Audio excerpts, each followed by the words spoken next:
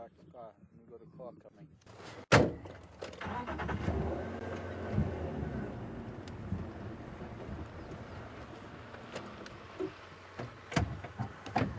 Hi, how are you? Fine. Good. Kruger. Yes. How's it? Very good. Sorry, I've forgotten your name. Mark. Hi, Mark. How's it? Good and you? Sorry, I'm about to go live. Oh, cool. So, yeah. So my friend Catherine. So that's it. Hi, how are you doing? Welcome back, Mark. Oh, thank you. Been a while since you're here. Yeah, I was here in June, July. Okay. Yeah. I haven't been for 3 years. Oh, really? Yeah. Oh, cool. So fine to be there. Wonderful. Have you seen anything exciting already? Yeah, it's to open up for the live broadcast. Oh, okay. So I've got to say goodbye and go to Okay. Bye.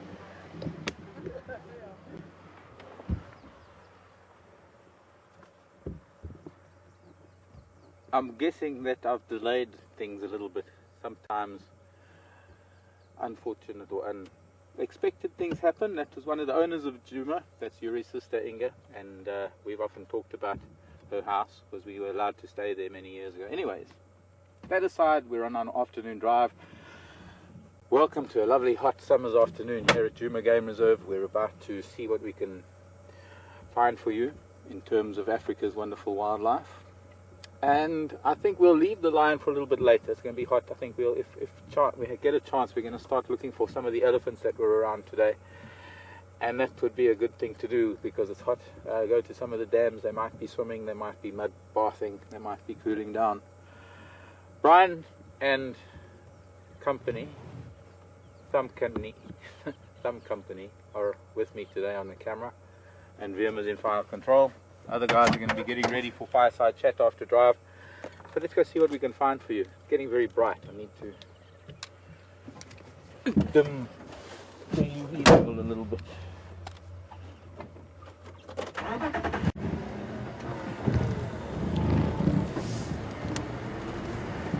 So there I was, about to open up for the live drive this afternoon, and at the very moment we get the countdown, a car arrives.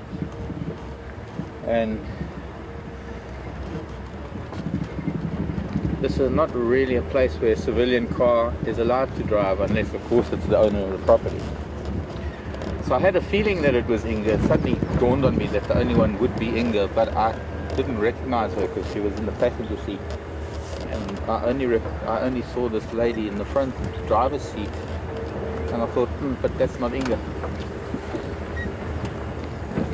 So let's head down to the dam. Very lucky to have had a picture posted, or there was a short video I think, clip posted on my Facebook page. I managed to get back there again today. Of that big bull elephant, that one big bull. And he was at Djuma Waterhole Camp, he was at the water, I guess. I didn't get a chance to look at it, but believe it or not, the bandwidth wasn't very good today for internet, so I wasn't able to even load many pictures. But I managed to catch up on one or two things. Beautiful fun day Sunday here in the bush. I hope everyone else is enjoying a Sunday, and that there are some people who perhaps don't join us very much during the week, that you're on our drive with us this evening, our evening.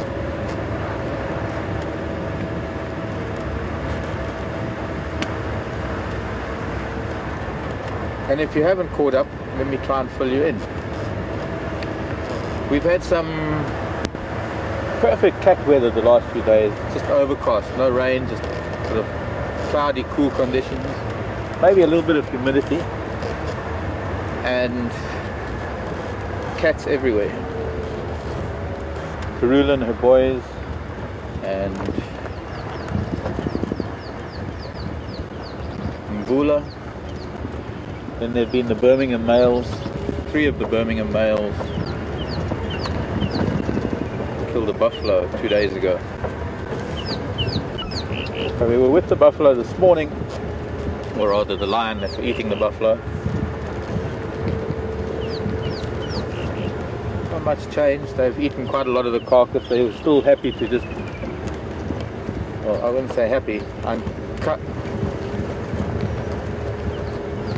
baboons at the Djuma waterhole. Well, that's very interesting, because Jason was saying that baboons have trashed our little canopy out on quarantine where we hold our fireside chat.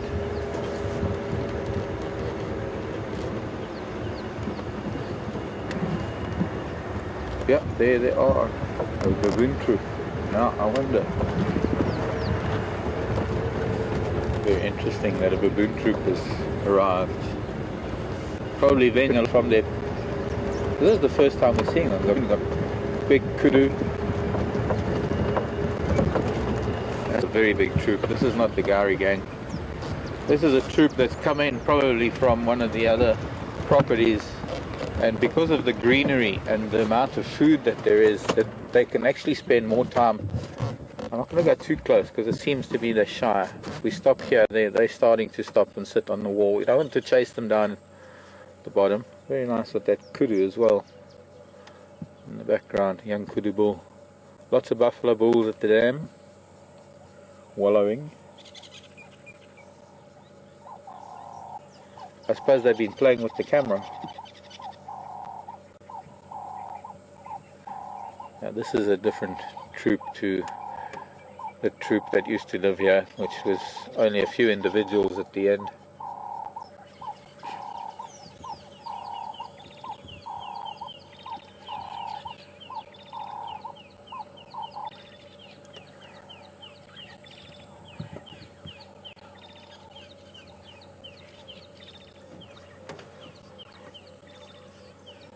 The whole troop investigating a different territory. I would be interested, here's my question to our viewers, especially the Djuma and the Cam and the Zoomies, and all of you who spend some, every now and then you come and pop in, those of you who have been with the for a while. How frequently have baboon visited here in the last, say, I don't know, you can go back as far as, because I don't know, let's say in the last couple of months alone, well, since I've been here, which is a month now, I just thought of it, months now, I haven't seen baboon once, and I have seen tracks once. It'd be interesting to know if anybody else has seen them on camera.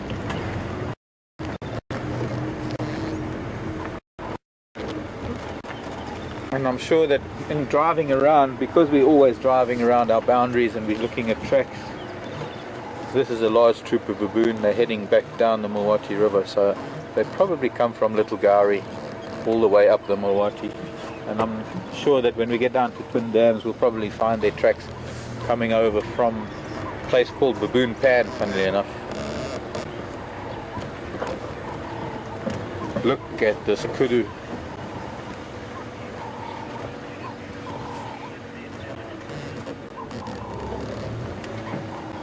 In the way. Suzanne, oh, he's moving. Look at that. This is a bachelor group of kudu that we've been seeing. It's quite amazing that we get to see them time and time again, because there will be a time when they're going to be moving on. That's one of the younger bulls in the group, and a couple more of them further back. Suzanne was asking about these baboons and the weavers, and I'm sure, well, I'm sitting behind the tree, but I can see where the weaver nests are. They're off to our left, and no doubt visible to the camera, and I'm sure you've been watching the saga of them building nests over the last few weeks. The baboon would definitely be a danger. In fact, there are times when baboon will raid a weaver colony, and they will choose it when the chicks are probably at their biggest. And I wouldn't be surprised if what they're doing now is they're coming to assess a potential harvest of weaver chicks and eggs. But the protein isn't really what they're after, funnily enough.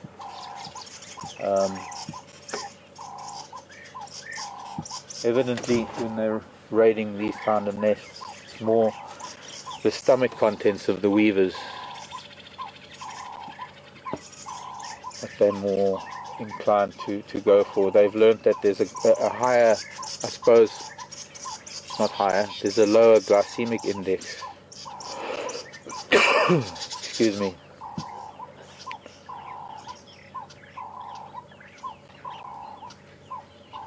The contents of the stomach of the weevils, because they, especially the chicks, they're so bloated, there's such a high concentration of protein and I guess grain and stuff. There's a wader that has just flown. I don't know if anybody saw that from the Djuma waterhole cam, but it looks like one of the small plovers. Okay. Nyala down the bottom too. The baboon are sneaking glances at us. Our presence has definitely moved them on. There's always a conflict between humans and baboon. Lots of buffalo, lots of hippo. Nyala bull, kudu bull. It'd be nice if we can get to see that Nyala bull with the kudu bull. Both cousins, members of the spiral horned antelope, but I don't think we'll see them together.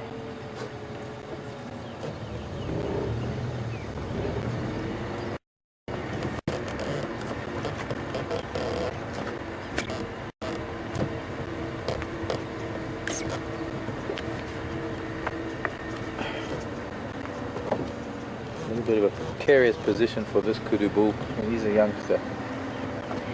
Not that young. He's on a little bit of a spit of land that has very steep sides, so I don't really want to make him feel that he's trapped. That's the tree that was at spit yesterday. Scott got that fantastic photograph. This marula that we've had, Mishu and Mvula, or rather Mishu and Induna, playing in over time.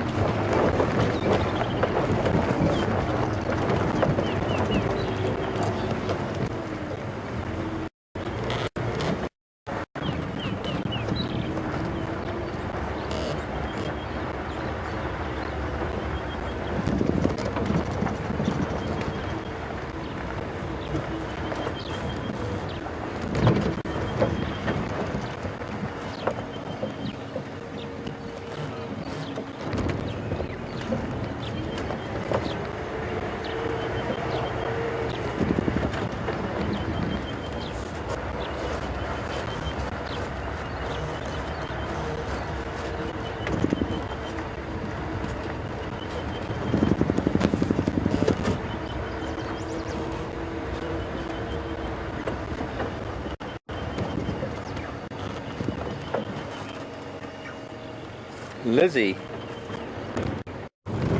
thanks for an email from Lizzie, and I hope I can get to that. It's quite a long one, about Karula and mating with Mvula. Whether Karula will mate with Mvula now, but maybe just mate with him but not conceive until her time comes around about August, primarily because there's not that much prey around. Lisa, not Liz, Lisa.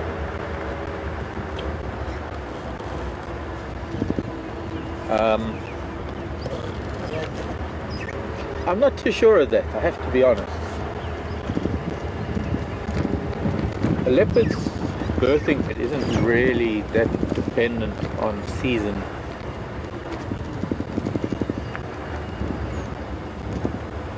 Not to my knowledge. What I do know is that she'll come into estrus within the next month or so. Well, she'll come sometime soon, but not now, still too soon. It's got to need at least 2-3 weeks before I think the body recycles itself and gets her ready to conceive again. Speaking of Karula, I happened to be at the big Jackalberry where she and the boys have been. It is, of course, wishful thinking that she's still in the tree or she's still around. That doesn't happen, but I thought I'd just come and have a look anyway. And they might be down there somewhere.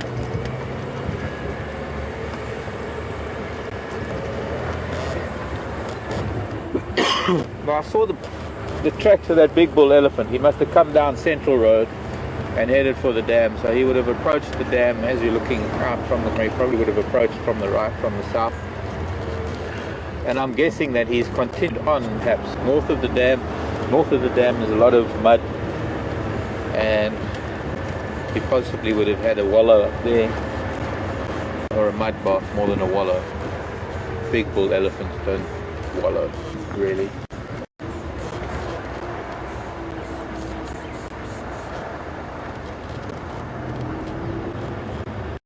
Their bulk doesn't let them. But I'm guessing that he then went further north and was headed up from Boober Road somewhere. So what I want to do is, we're heading up to Buffels of Cutline. I want to come around and see if we can maybe catch up with him. He's a big and a fourth time big elephant bull.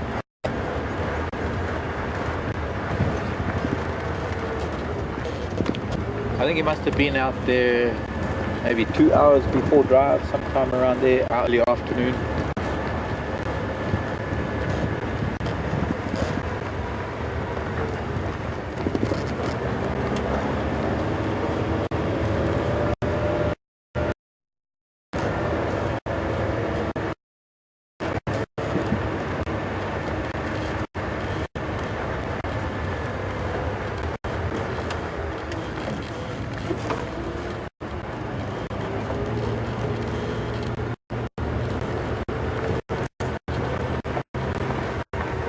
Tracks here too, same bull.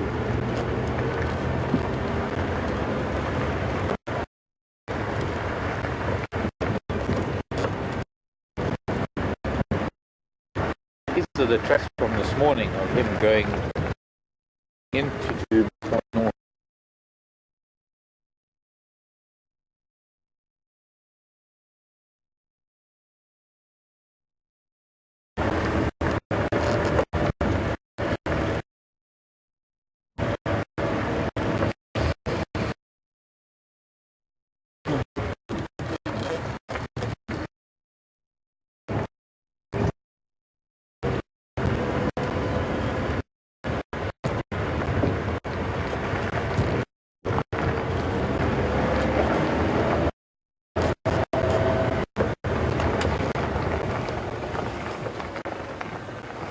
No, she's fresh. He walked where he left the dam. So he must have come here after he was gone into Buffels.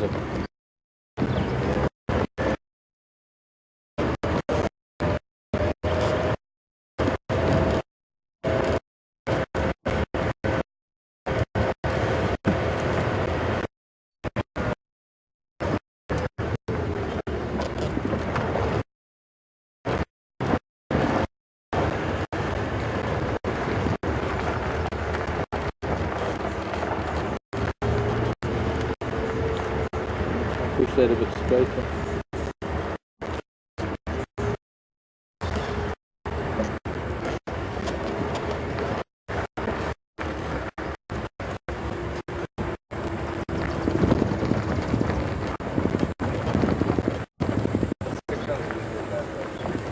Pardon? That section is quite bad. Yeah, and then going through this dip. Hello, Impala. If she's getting us, I know possibly a little bit intermittent here. I'll be out of it shortly.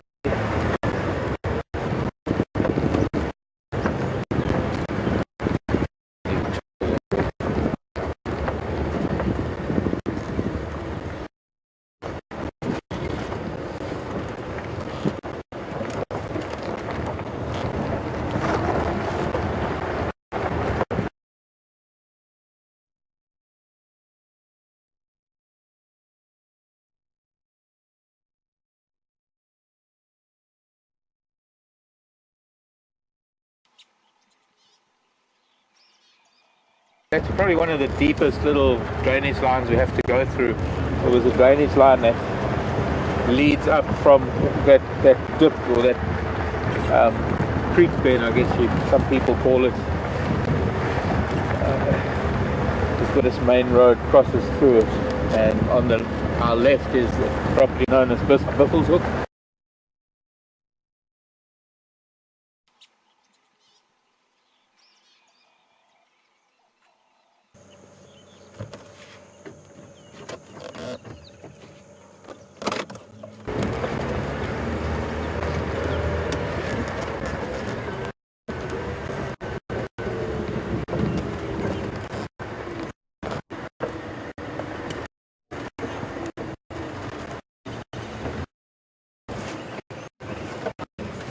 There's an opportunity to try and turn the vehicle in a way to do it. The very close-up view of the foam nest. And I know it might be a bit awkward for Brian, but we can try, especially with this light on it.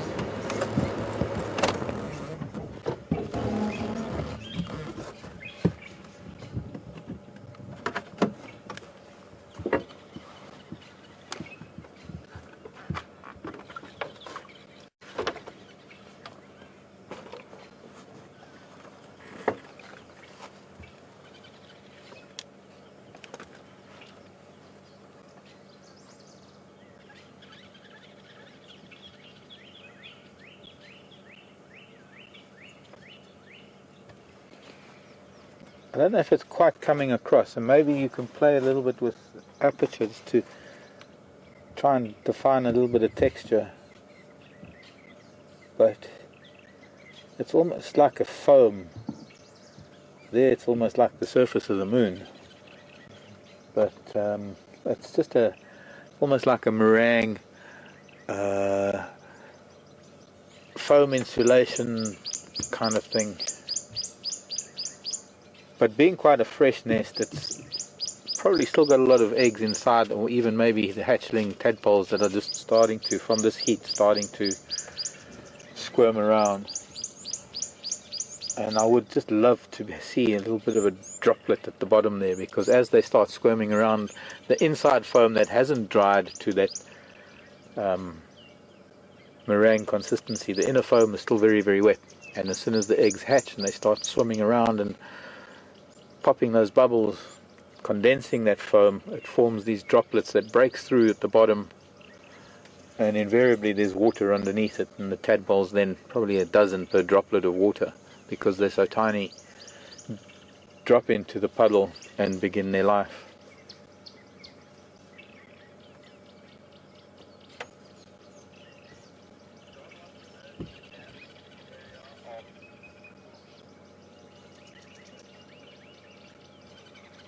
Then there's the top one in the tree that's shriveled and dried.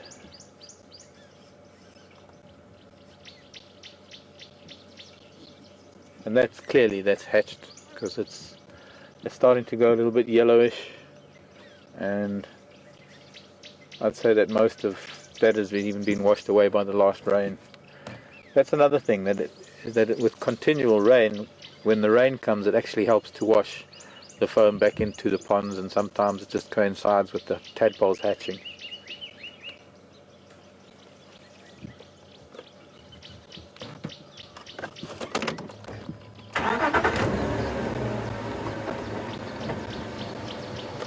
Hello, Don.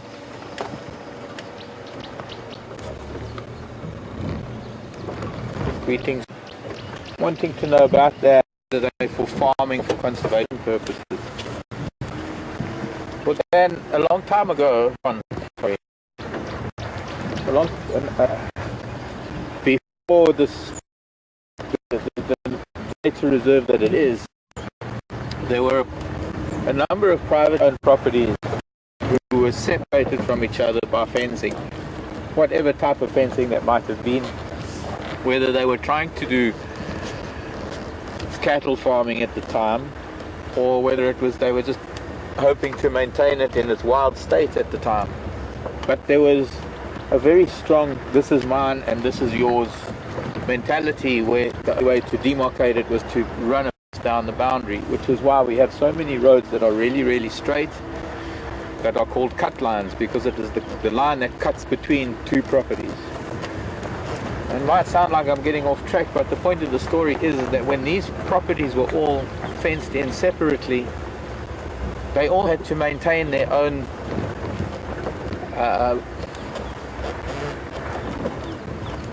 I wouldn't say balance, because there is never such a thing as a balance,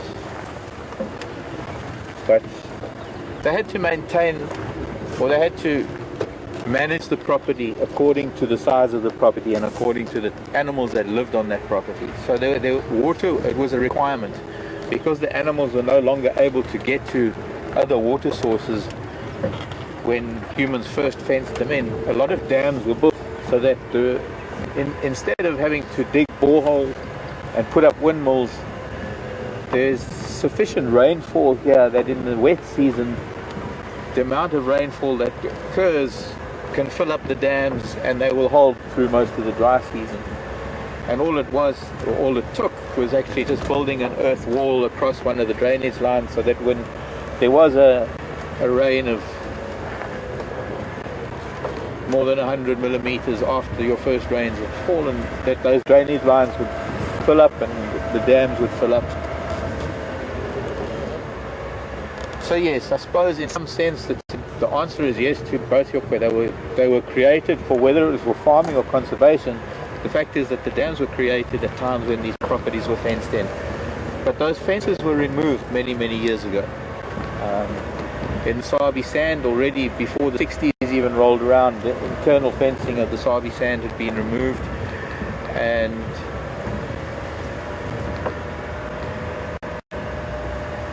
despite the fact that fences were down and the area had become a national, or rather a private nature reserve, and it was decided not to do any farming, it was necessary to let it resort to its wild state, which it wasn't really far from. There were a few open areas that were created for cattle, or open areas when they tried to recreate grassland. But it was still necessary to maintain a confined number of animals. So a lot of landowners built dams, perhaps even bigger ones, because the incentive was to build dams so that you could build a lodge, so that you could have animals year round.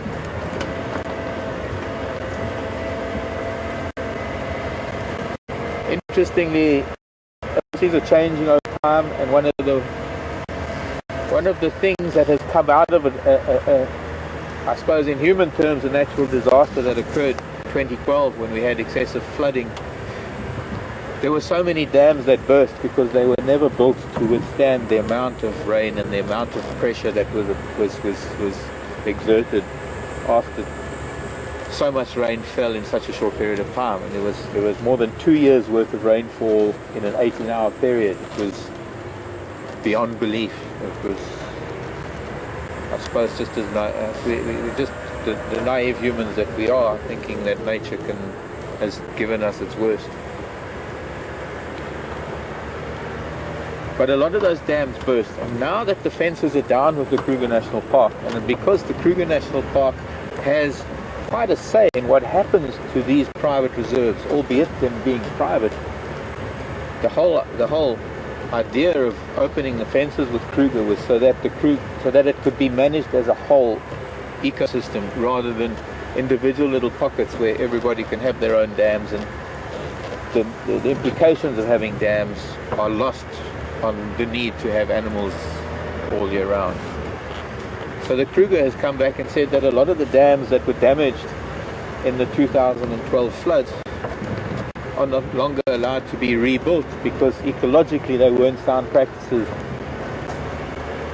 Or they might have been in the days of fences, but they aren't anymore, because now we need to revert back to a system where the animals choose their seasonal movements based on natural availability of water rather than the artificial availability of water, and thereby alleviating the pressure on the environment at times when the environment can least expect it, or rather handle it, which is the dry season when these water holes are so busy, because animals would rather stay at water and battle for food than have abundant food and no access to water, because there are a lot of animals that are actually water dependent. Oh, there's a new flower for everybody. I've been waiting for them to flower, and just in time, because I needed to change the subject. This is called Zero Fighter, and if I can find a whole flower I'll be lucky, because there are beetles that are eating them. And there's one there.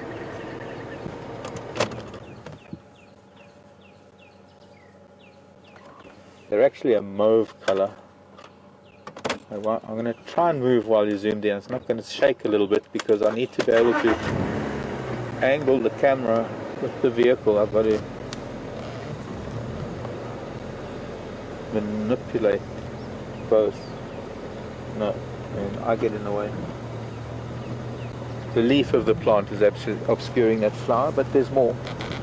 Wait, there's more. If you watch now, you will see. There's a nice one there. I'm going to try and turn for you, bro. I'll try and turn in a little bit. This plant is known as Bushman's candle, or baboon's tail is another word for it.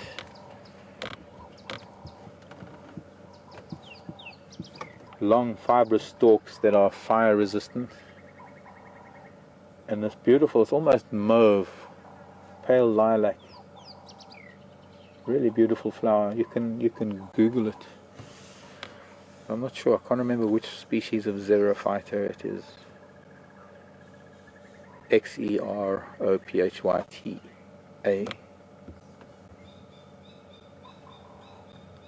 Xerophyte referring to the ground dwelling plant that it is, I think.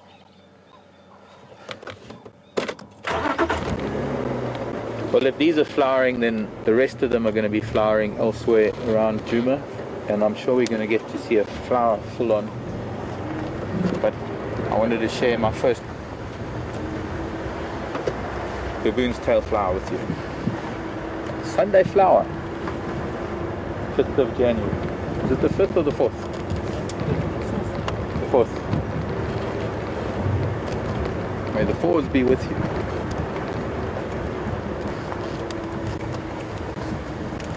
Fungus.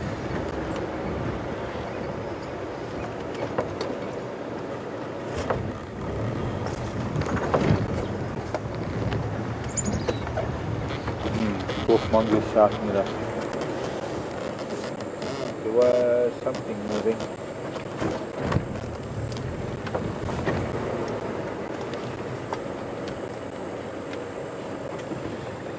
There's so many interesting creatures that live in these little mud wallows. You know, these are all animal-made pans. This is something that maybe just started out as an elephant footprint many years ago, an elephant footprint in the mud that a warthog wallowed in enough to turn it into a big enough for a buffalo to wallow in. And it is a terrapin. There's his face, little head coming up. I know there are a bunch of terrapin lovers that watch. I think Tammy is one.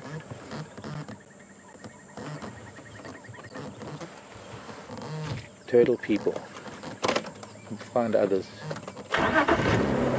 But then a buffalo lies in it and takes away a lot, and then something bigger comes along and surely but slowly but slowly.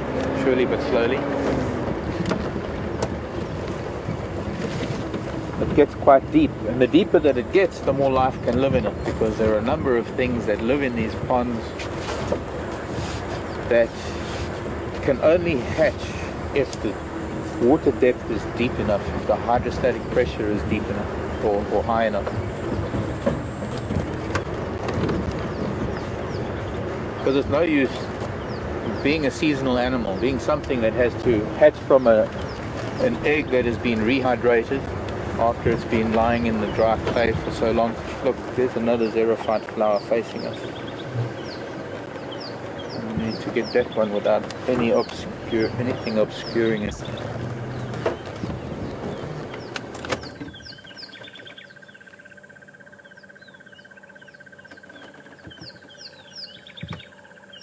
Now to the left of the flower is that very fibrous stalk that is actually the old fibers of the old leaves that over time. So this particular plant is probably older than most of the trees that we're seeing around us, because they grow very, very slowly, and it takes a long time for that kind of fibrous coat, that outer covering.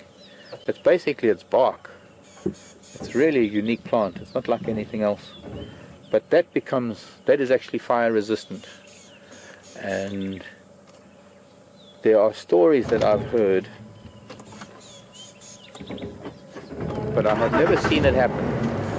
But I can believe it, that the Sand people of the Kalahari would use those fibers to be able to keep a coal alive for several days. And I can believe it because I know that some of the lead wood, some of the really, really hard wood that we have, the wood is so dense that it's almost like coal, that once it is started, once it is glowing, once it has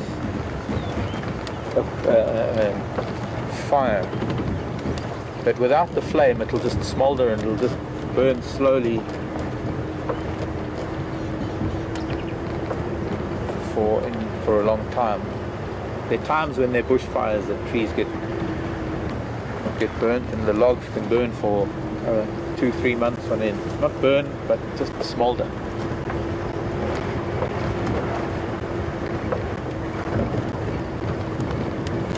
Such intense heat, but such dense wood.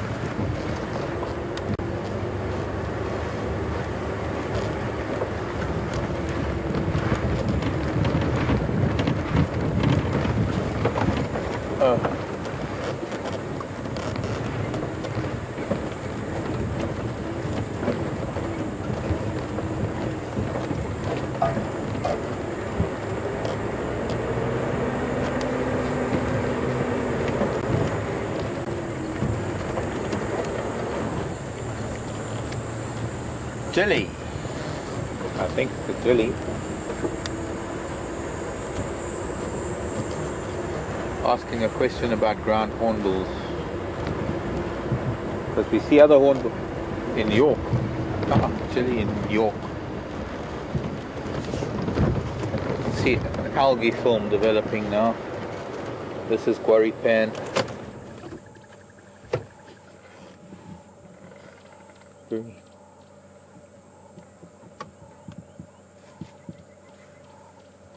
Very pale. Sorry, I'm just listening to it.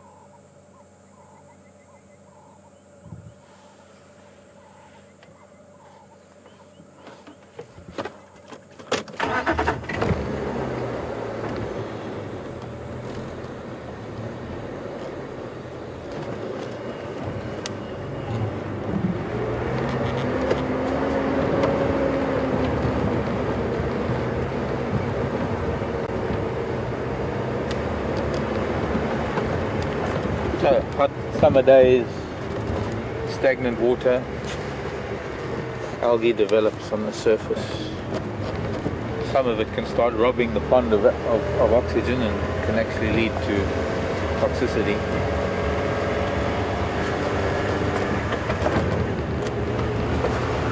All it needs is an elephant to splash around and oxygenate the water a little bit.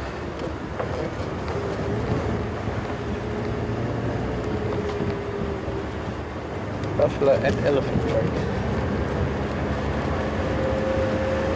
Okay, where was I? I can't remember. I get sidetracked by just looking at things. I know somebody's been asking. I'm not sure who it is. Sharon? Maybe? Somebody was asking about monkey oranges. Yeah, no, we were talking about ground hornbills. Thanks, Jason. But I'm just driving through a bunch of monkey oranges and it's reminding me that somebody's been asking about monkey orange fruit and there just aren't any at the moment. They're not, I can't even find old ones. So the ground hornbills do exist here. Actually, they are far fewer in number than they used to be many years ago. I'm not too sure when you were last in the Kruger National Park. I said from my point of view, growing up in the Kruger Park, we used to see them almost all the time. Every trip, elephant tracks going that way. Now turning in.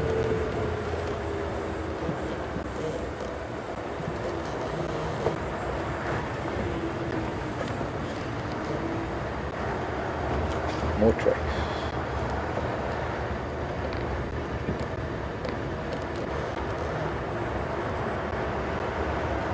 As a kid going into Kruger and visiting Timbavati, there were a lot of ground hornbills in those days, but there were a lot more big trees that had nesting opportunities, and well, the numbers of the southern ground hornbill have diminished, have dropped considerably. Oh, I've got to show you this, sorry. But this is a wonderful way to tell sort of the time frame of things, although it's give or take an hour or so. But we've been steadily following elephant tracks that have been wandering on and off of the road. A couple of very big marula trees. I'm not sure if they're even fruiting. I'll have to check a little bit closer. But what it is that there was shade here, and you can see how the elephants just ahead of us, you can see where the tire tracks from vehicles actually stop and elephant tracks take over. It's like a sudden end to the tire tracks and then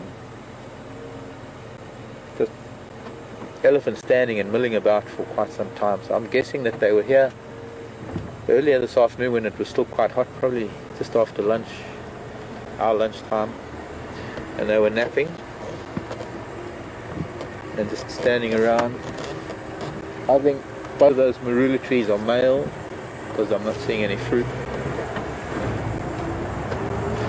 And they were just using the shade. So they were here, but nothing, no tracks at all over here.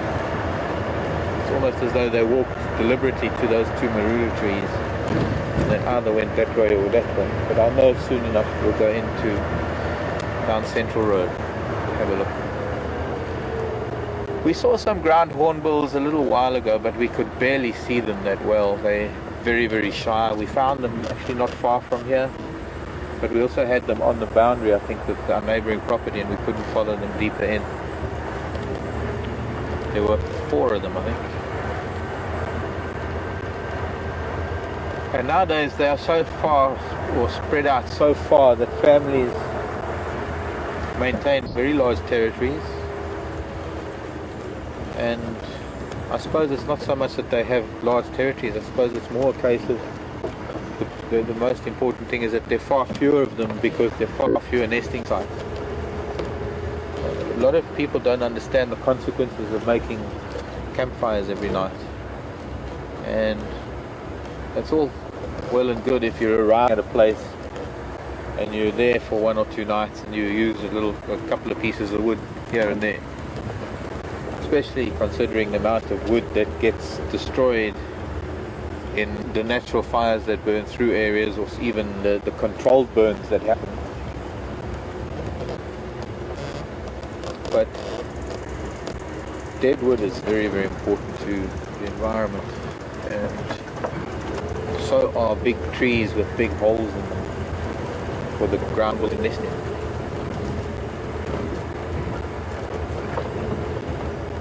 They won't nest on the ground, they'll only nest in certain trees. So Raphael, you've got to know a lot more about things than I would. Well, it implies that by that kind of question. This is called the round leaf teak, and this is the tree that in this part of the world, going into the southern part of the Sabi sand, this is the tree that elephants use in place of the mapani.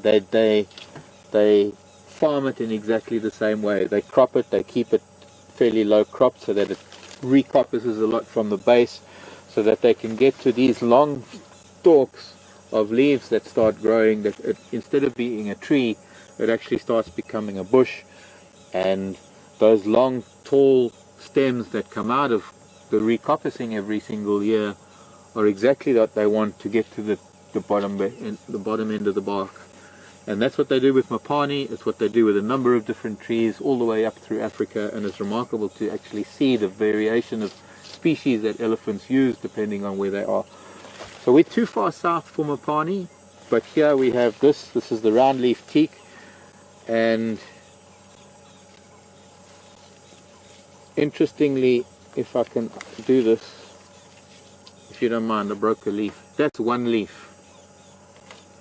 It's a leaf that is known as a compound leaf, and instead of being one large surface area that is likely to lose a lot of moisture on a very hot day, it has broken into leaflets, and that allows it to provide far more photosynthesis than a large leaf can when there isn't that much moisture in the environment.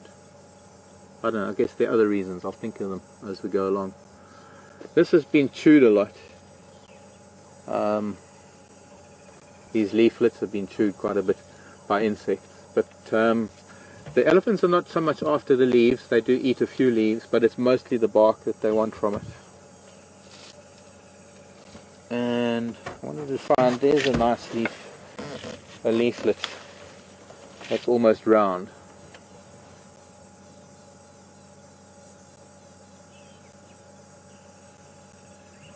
And it gets its name, the round leaf teak. Pterocarpus indifolia.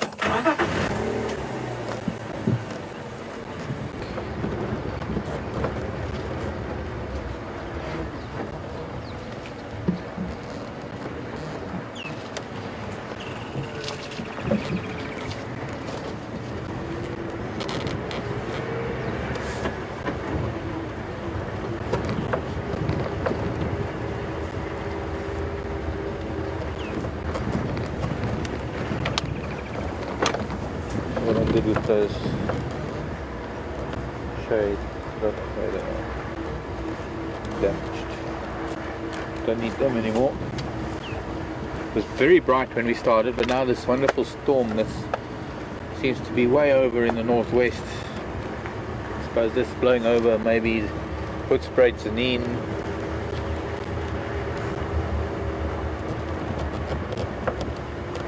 Giving us a little bit of a respite from the heat of the afternoon. We'll stop shortly when we get to the open patch, the open area here on Drakensberg. And I don't think we'll be able to see the mountains, but we'll get a nice view of the west, subdued by this very heavy cloud that's like a big funnel in the sky.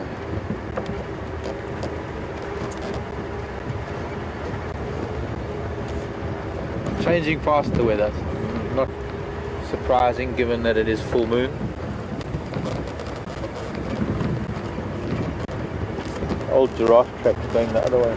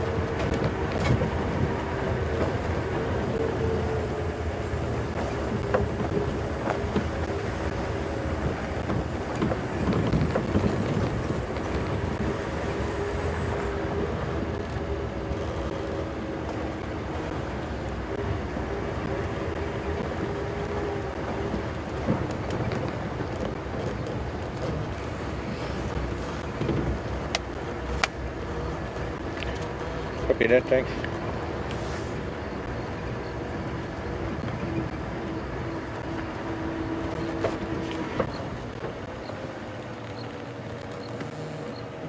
Oh, that's pretty. Two kingfishers sitting on a branch.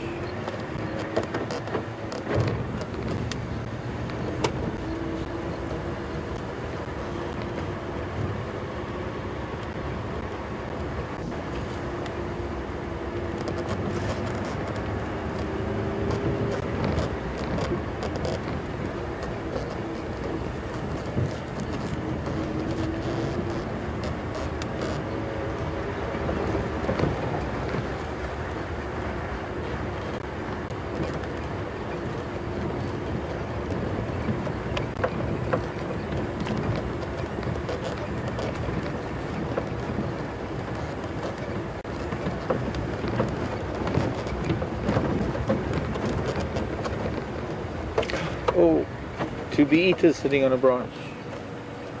Two. We might be able to catch them again. The kingfishers flew away, but these two little bee eaters.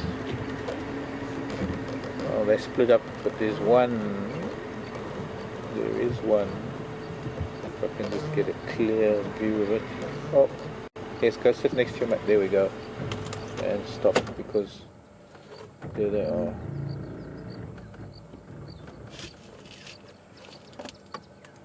Can't get any closer, so I don't know how that's looking on you.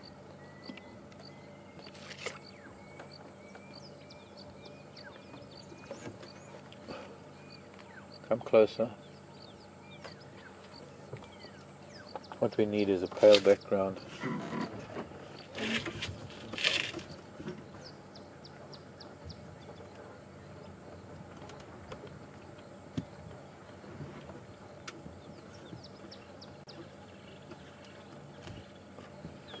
Hello, Bobby.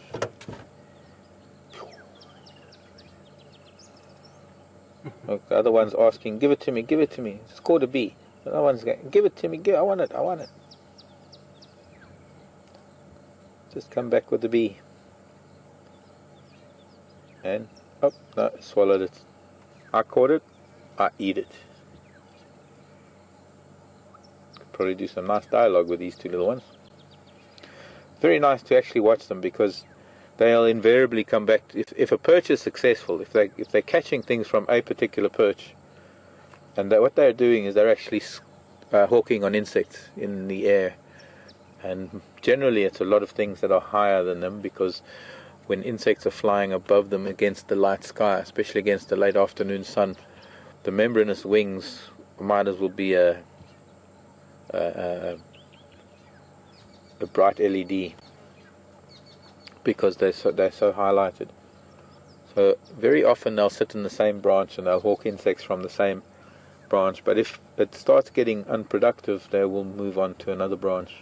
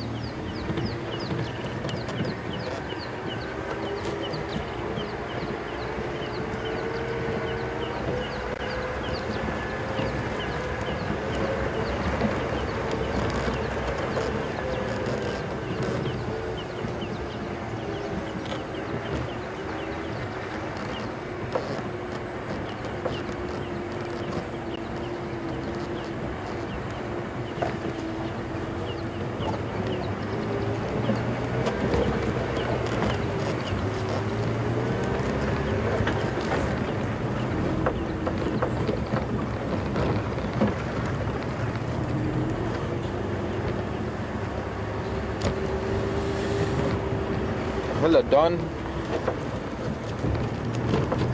This Scotland Don. Don asking if there's still a lot of hardwood exported from Africa. I imagine there is. Not imagine. Unfortunately, Don, there is. I think here in South Africa we're quite conscious of it, and it's illegal, and there's a very strict, well, I don't know, maybe I can't boast something like that considering how our government is treating the rhino issue. But African countries are really sold out to superpowers overseas and sold forests, natural forests, and unfortunately West Africa is probably one of the biggest culprits in this, in that the lucrative deals that they're getting from other, as I say, superpowers, I'm not mentioning names, especially towards the east. Unfortunately, they're just selling off vast tracts of indigenous forests. But it's the same in South America. It's unfortunate that it's just one of those things about the world right now, is that the countries with the power to stop things are the countries that don't have anything left of their own because they've already exploited it all. And so now they're turning to the third world countries that are so desperate for money that they'll say yes to anything. And instead of those countries that have destroyed it all themselves, instead of them actually using all of that energy to conserve it and preserve it for the rest of humanity and the rest of the Earth's existence, they just chop it all up and use it. Oh, what have we got here? A big cat been strolling down this road, but there are tracks on top of it. The male lion track.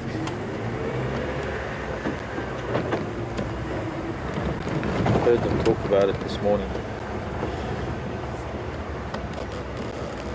So many of our Central and West African countries have sold out to rich governments to just chop down their forests.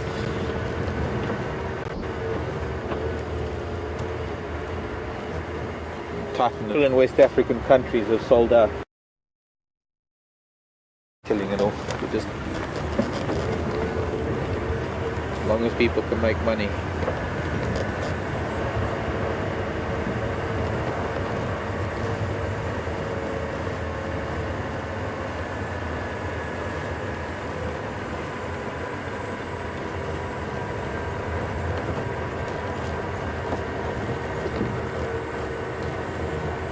Most of the hardwoods have all gone from these areas anyway.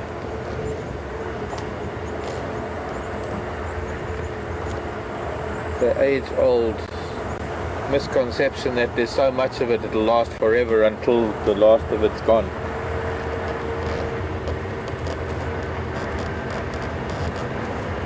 Return it to the soil to feed all the new trees, and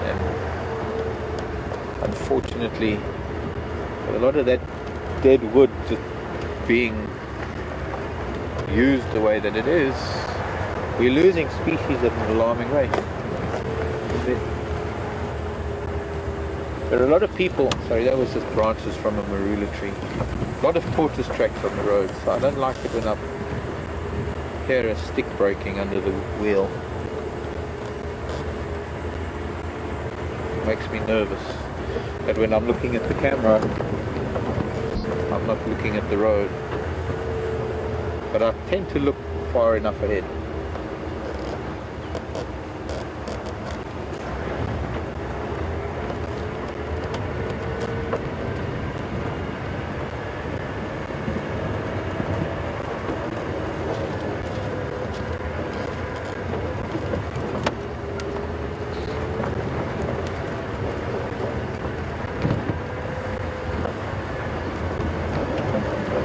There are a number of people that have been watching Wild Earth for a while that might have picked up on the fact that I'm a little bit of an insect nut.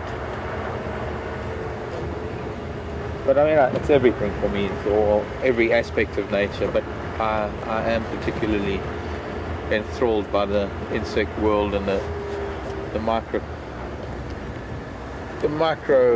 environment that exists at our feet that we take so much for granted.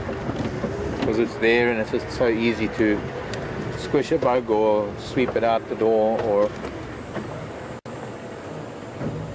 binoculars.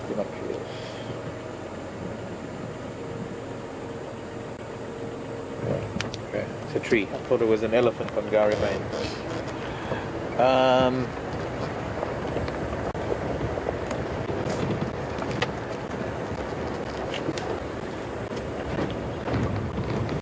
But it's really an intricate little world down there at our feet, and the tips of the branches of trees, and the little insects and spiders, and what some refer to as creepy crawlies or bugs or unwanteds.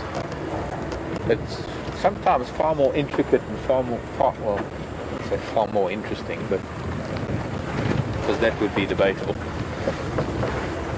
But it's intriguing. And over the years, and it's the number of decades, I've noticed a decline in some of my favorite insects, and that is because there's been such a decline in hardwood. Oh, that's interesting. The drainage line is very wet. We're at the old hyena den. Nice little pond. Just in case there's something here.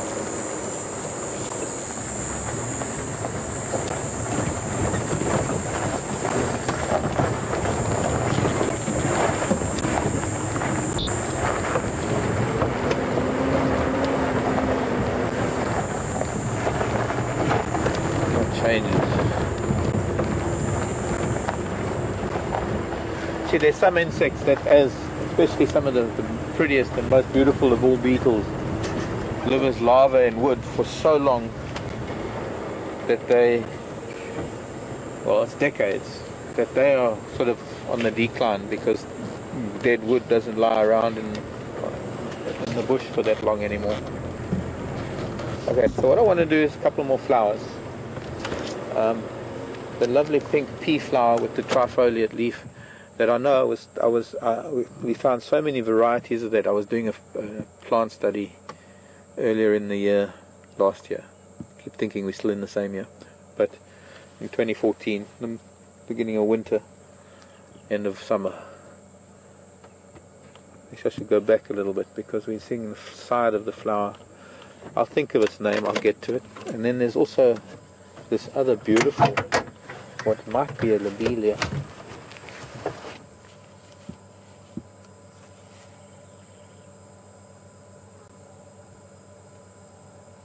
But I don't know what it is because I've actually never seen it, and because of that I have to take a photograph of it.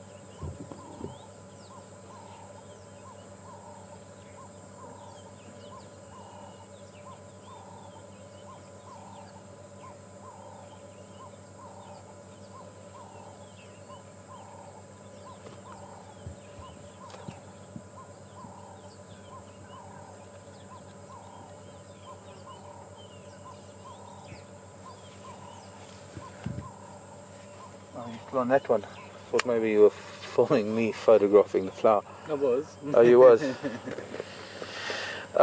It's really a beautiful flower, and I can't say that I've seen it before because I don't know what it is. Not the pea. The pea, I'll think of it. I will.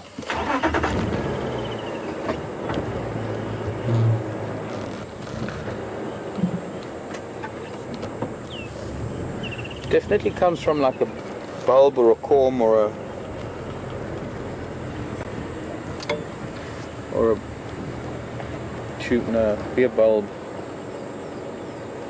type thing. There's also flowers, those things there too. Little white ones that I don't have any on my side of the road.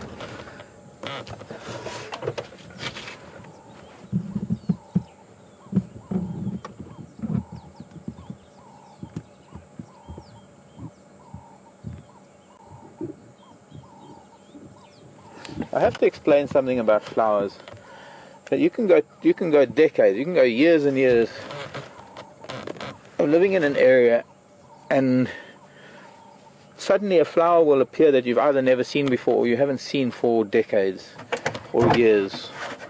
And that is mostly because the flowers themselves need a particular sequence of rain and sunshine and cloudy days and cool weather and hot weather. And some of them, if it's too hot and it's too sunny, they might never actually throw a flower for year after year after year.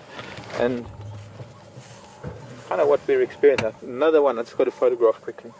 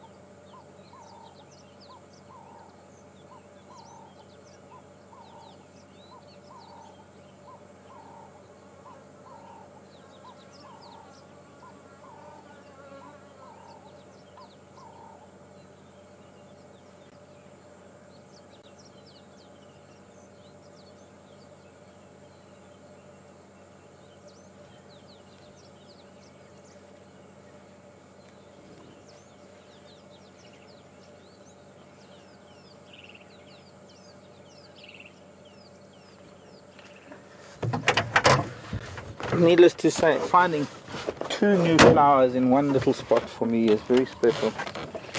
It's not that unusual. It's not. I mean, there are probably hundreds, thousands of flowers I don't know.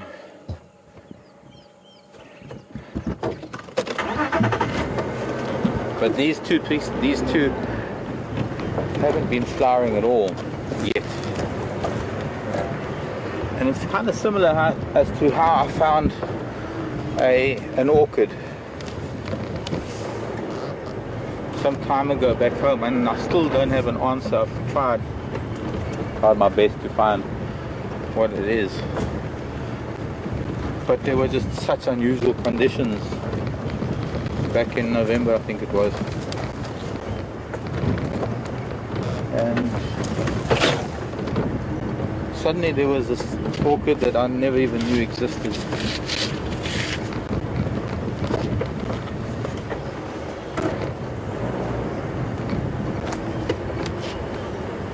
So, time to find something big. We've done some flowers and some things, and now it's time to go get a bit of air under our wings, I think.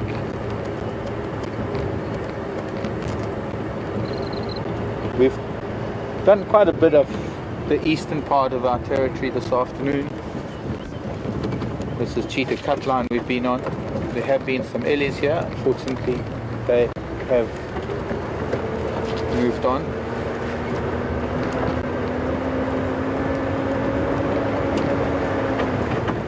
It's time to head west and a little bit north. And we're going to hopefully get to see the end of the day of maybe some change in the whole the whole issue of the buffalo kill up there with the lion. I mean, I'd be remiss if I didn't go back there. There might be people that are watching now that haven't been able to watch it all, and they've heard a lot about these Birmingham boys and the buffalo kill.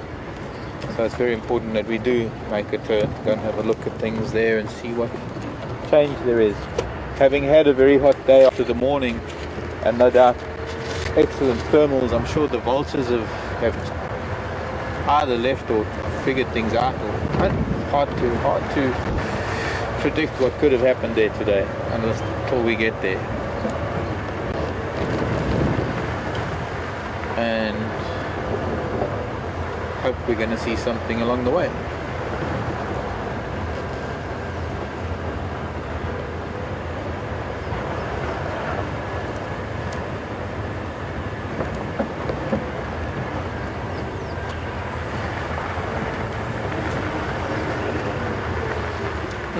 That's interesting. Baboon tracks here heading straight down to the Mulwati, so we might even catch up with that troop as they're starting to make their way back to where they came from. The tracks coming from a little bit further east, looks like they must have walked down this road earlier this morning, probably to Twin Dams, and then from Twin Dams up the drainage line. But I would say that this is the same troop. The tracks that I'm seeing on the side of the road here, the same troop that made their way to Gowrie. Now I'm sure as well in the old days of the Gowrie gang, the local troop of baboon that used to live at Gowrie Dam or at Djuma Waterhole, they used to live at the camp. In the days of them being around. Oh, hello. Gosh, we haven't seen one of you for a while. Hello, Mrs. Waterbuck. Happy Sunday to you. It's an African monarch butterfly flitting around your feet.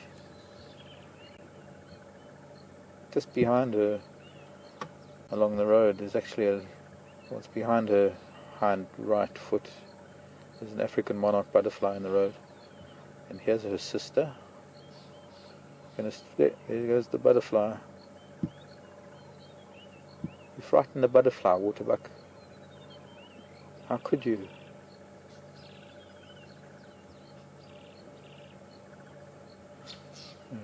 She harumphed in my direction.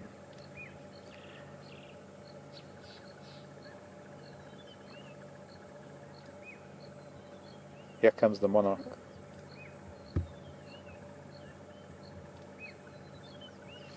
Flitting down the road. Oh, it's settled.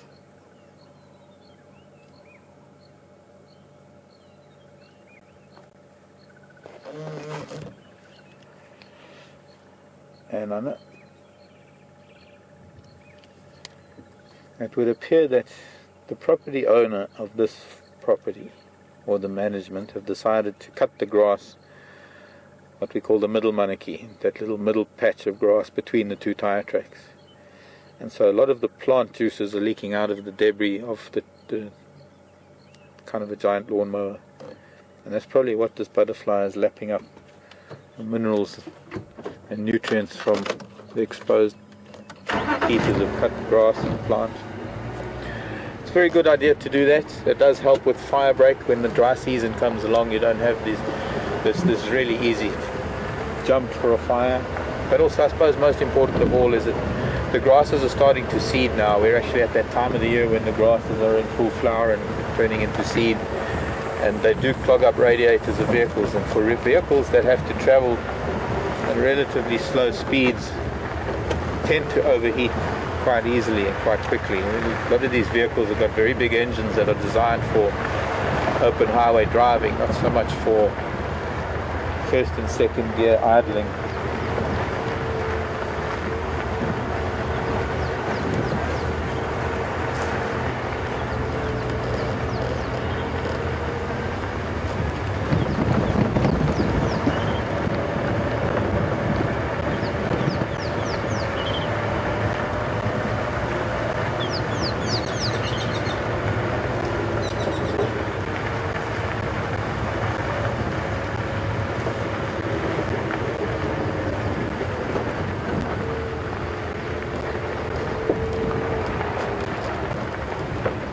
You don't have any idea how steep this is. It's actually quite steep. Not that bad. You don't need four-wheel drive, but it's quite a nice dip. You're nervous, Franklin. Chip, chip, chip, chip. Why are you nervous, Franklin? It's because of me. Shh. should.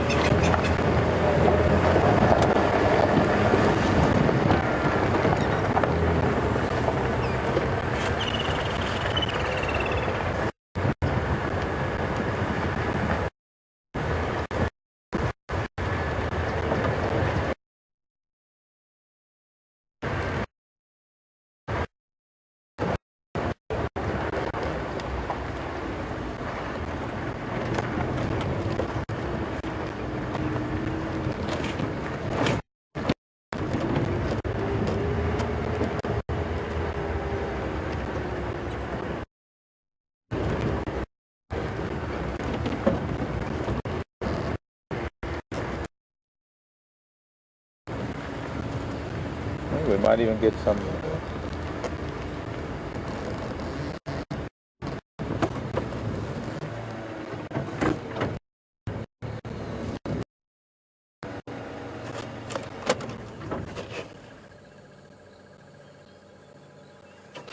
Hello, Vicky. It's Salt Lake City, Utah.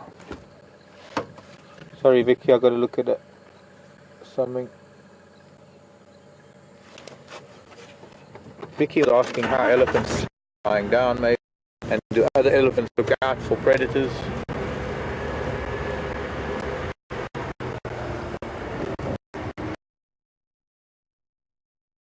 Stop. Oh, sorry, the corp. Oh, and sorry, the geese. I gave them a bit of a fright. I think they expected me to suddenly appear. But just to sort of try and expand it a little bit, as I want to do. Sleep is relative for elephants and most other herbivores. I think to sort of end one part of the question, elephants generally don't have predators, so generally they don't need to have looking out for predators. But then again, I suppose with their sleep habits, it doesn't really matter because they don't really sleep for any length of time. As with most herbivores, they mostly got to be processing their vegetarian diet all the time, so there's no real time for sleep. There's time for resting and there's time for napping.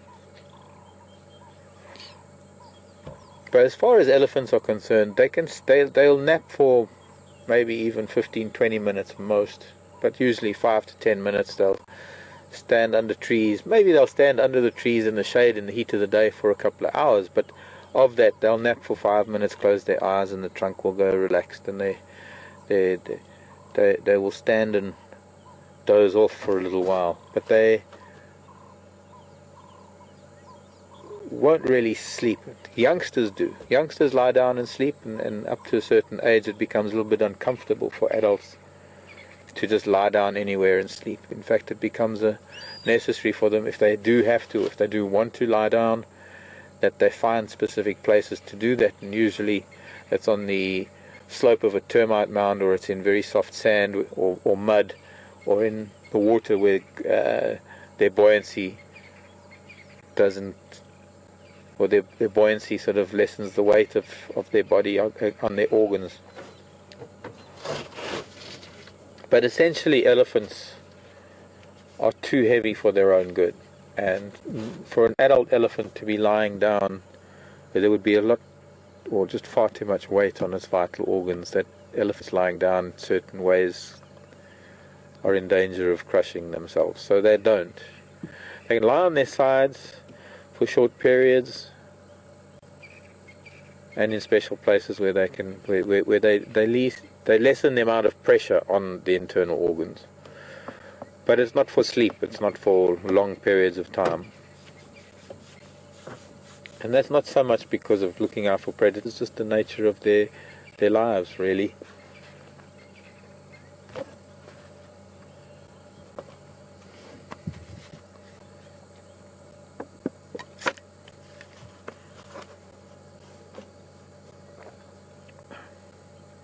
My frozen water's getting warm. Right, let's get some air under our sails. Continue our journey. Bye-bye buffalo, bye geese, bye-bye thicknings.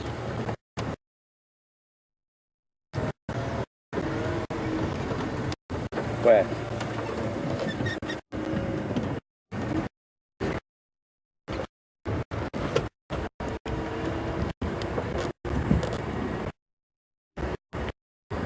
Actually, another flower that has been flowering, but it flowers for such a short time.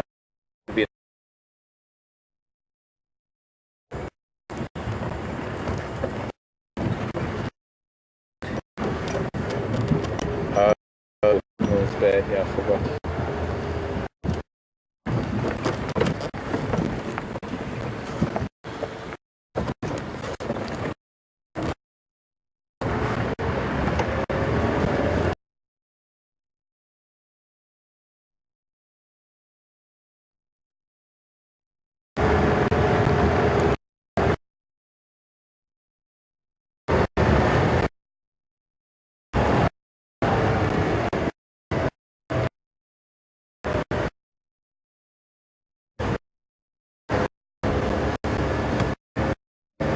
Hopefully signal a bit better.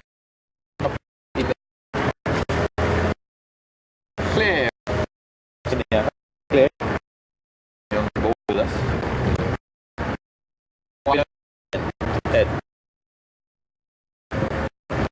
Okay, breakup is too bad.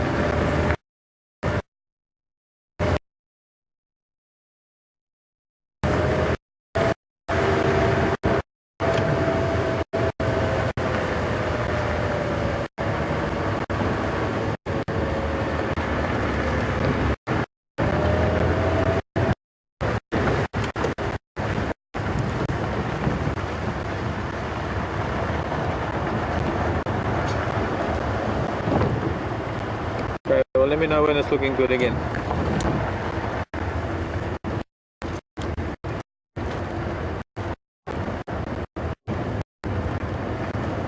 Okay, Claire, I was trying to answer your question, but we were having a bit of a hiccup with being in the dip down near Twin Dams.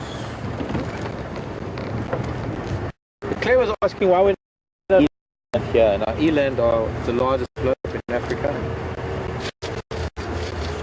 They're actually related to kudu, believe it or not. They are family of the spiral-horned antelope. And, well, I guess there have been times when maybe eland might have come through Djuma, but there aren't any here now because there isn't quite that eland. They like a little bit more open, a little drier than this.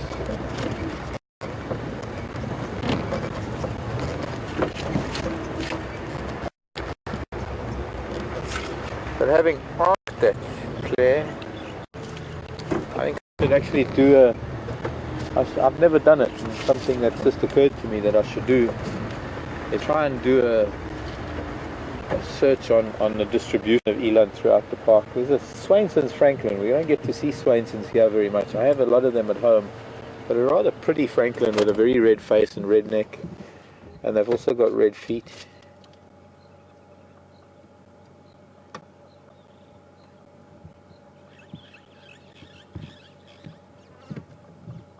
And that's his wife at the back there.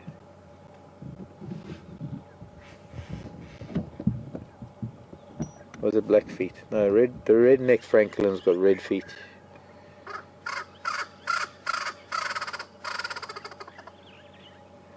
No, that's not the way Swainson's Franklin's call. You need to do better than that. Let me try and go back a little. You don't have to twist so badly.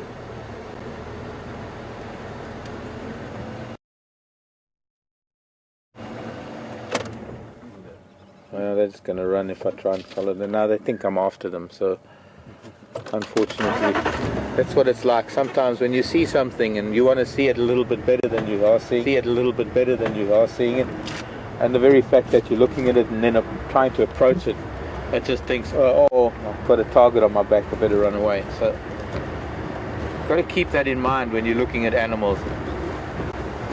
You can't just approach things because they're going to see it in the wrong light. No matter what you have in your heart, no matter how much you love animals and or compassion, no matter how compassionate you are, you don't approach wild animals thinking they're going to see that love in your eye or feel the love in your heart. You let them approach you if they want to. But just by stopping and looking at things, I don't know how many times we do that. We stop and we look at animals, and as soon as we stop and look and turn the camera, sort of focus attention on them. Yeah, we can be anthropomorphic and we can say that, oh, they're shy, but it's not about being shy. It's about survival. It's about, oh, they've stopped, they're looking at me, they want to eat me, so I better run away. Kind of what it's all about. And that's because in nature, not many animals look at other animals just for the sake of looking at, oh, you're a pretty giraffe, said the zebra. It doesn't happen. They keep their personal, but they like to be together so that they can help each other. Not consciously, it's just it's the way it works. Zebra will feed with giraffe, but they won't need to look at each other and go and say hello and tap them on the shoulder. It doesn't work that way for nature. So when we do it, it's rather different. When we stop and we're looking at animals, and we sometimes even reverse, and the camera turns, and suddenly there's all this focus, and the animal actually feels all that energy focused on it. It's not so much about being shy or self-conscious. It's about avoiding an incident, avoid being eaten. They don't know where we're coming from.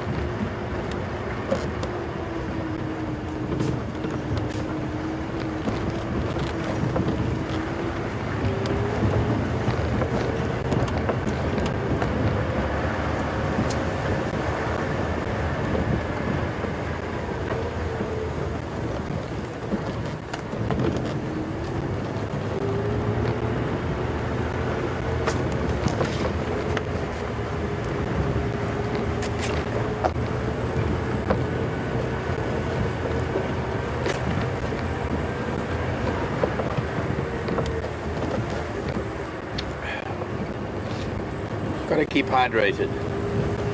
Are you hydrated, Brian? I'm very hydrated. Can I, you don't want me to splash you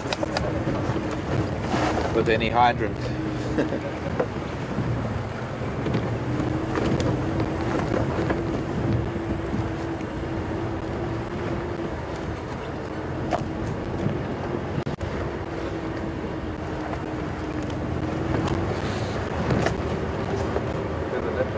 Where's the leopard? There's a leopard. It's stalking something, actually. There is a leopard. And I was just thinking of it right now. It's weird. Oh, he's stalking something. I can't. There might be steenbok or something up ahead, but this cat. Oh, there was something that's run through there. Could have been a scrub hare or something. It reminded me of a question that I was asked that I can't get to right now because we've got a leopard to follow. Welcome to our Sunday PM drive, and one of the boys, I'm going to find a way to follow him through all of this dead wood. There's a lot more dead wood here after a fire that came through this area.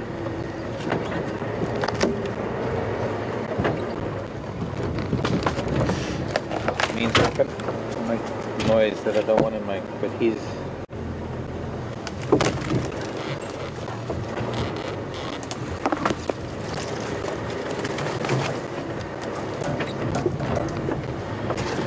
try my best to avoid the dead wood. Oh gosh, look at that posture. Just look at his eye on something that was running away. But it's obviously because it's seen him already, he's not going to be able to do much about it. Okay, so let's see. Here's a competition for everybody.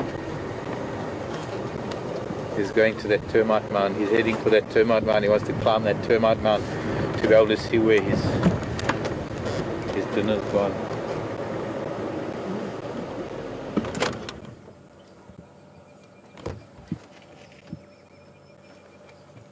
Everything good there?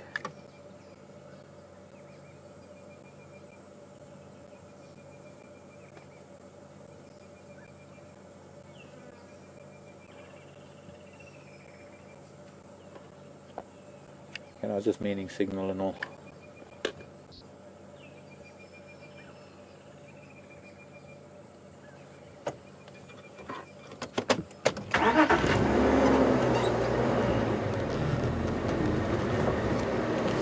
Okay, we don't want to get too close to him. He is kind of he is kind of on the bit of the hunt, but also I can't stay too far away from him because, no, I don't have an ID. Of course I don't have an ID, thanks. But this is what I wanted. I wanted to send it out there to the viewers. Anybody, we haven't seen his face too well yet, and we're going to be behind him for a little while. So at the moment we don't have an ID, and I don't even know, we might not even be able to keep up with him because I don't want to get too close to him. He's got something.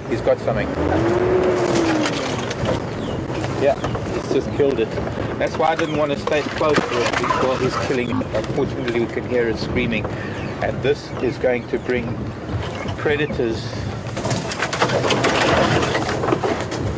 A successful kill.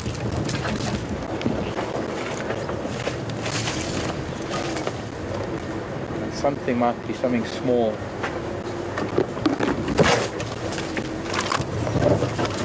And I could only follow him because I heard the sound, but I don't know where he is. Sorry, Boyki.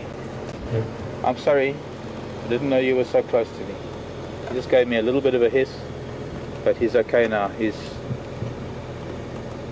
well, whatever it was, he's lost it.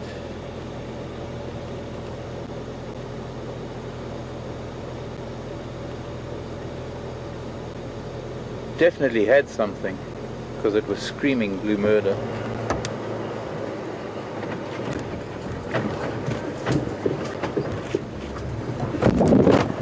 Oh, monkey orange.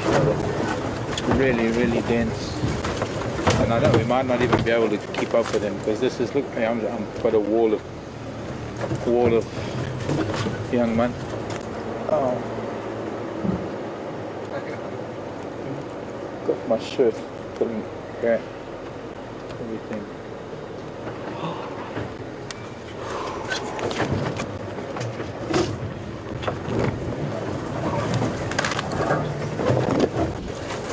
He's run after something that he must have had and somehow must have got it. I don't know what happened. He ran towards that termite now. It was far too dense in here for me.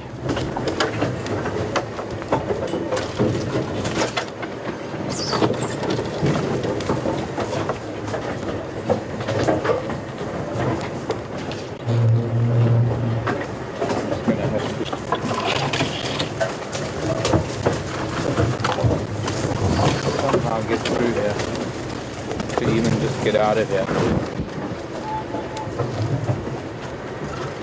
And that means we might have lost him because he's gone off. Did you pick up that sound? Yep. I don't know what it was. It was something small.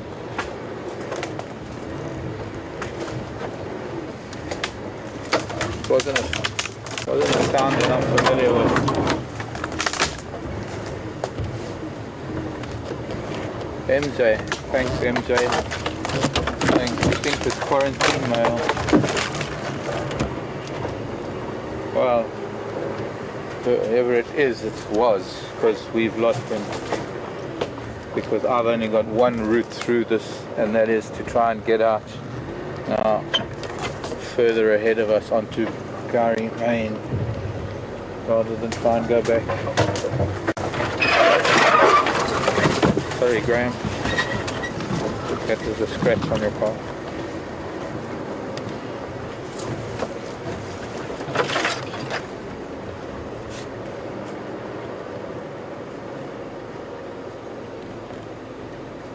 At the moment, I've got to concentrate on getting us out of here, because I'm certainly not going to be able to find this boy again.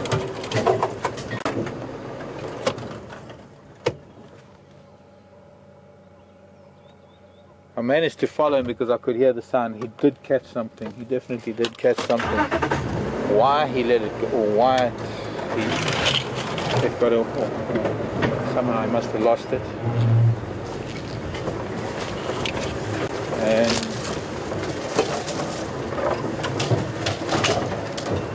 he ran off in this direction, but now I suppose it's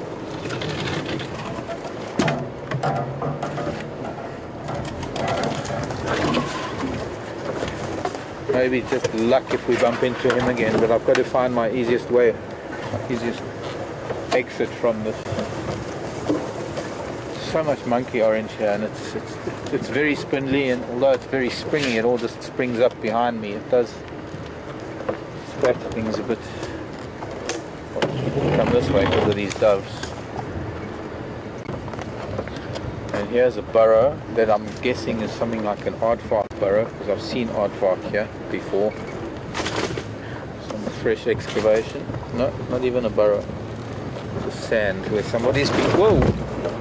Sorry. There's the burrow. Sorry, Brian. I didn't see that. Nearly lost Brian. Yeah, no, that was a hole of note.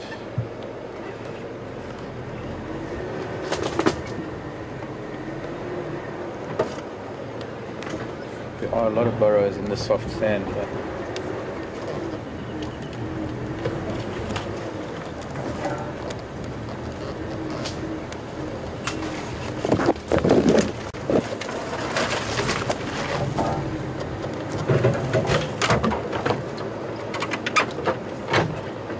Rapid City in South Dakota. Carl wanting to know if leopard play with their prey like domestic cats do. No, not really, but yes, sometimes. It depends. Another big depends on the answer of this one. There are times when adult cats are teaching their youngsters how to deal with prey, that youngsters need to learn certain things, and so there are times that they do, but adults can't afford to play with their prey. Adult leopard can't afford to waste any time when it has made a successful kill, because especially with that noise that I heard now, it will attract the attention of a predator, lion or hyena that might be in the area, and they'll come looking, and if you're sitting and you're playing with your food, unfortunately you're going to lose it. So there's no time in the wild. But there's another reason, and here's another burrow. Gosh, there are a few. Just make sure that it looks like it's mostly collapsed. I think we can try and get out through here, but we got to extricate ourselves, and unfortunately we're going to have to leave because I don't know where he's gone, and our main mission is to just get out of here. I think I said that already.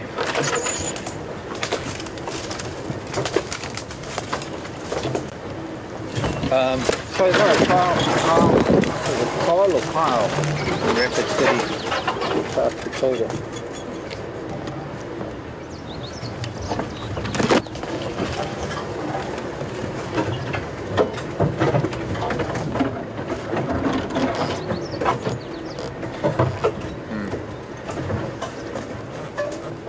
Carl.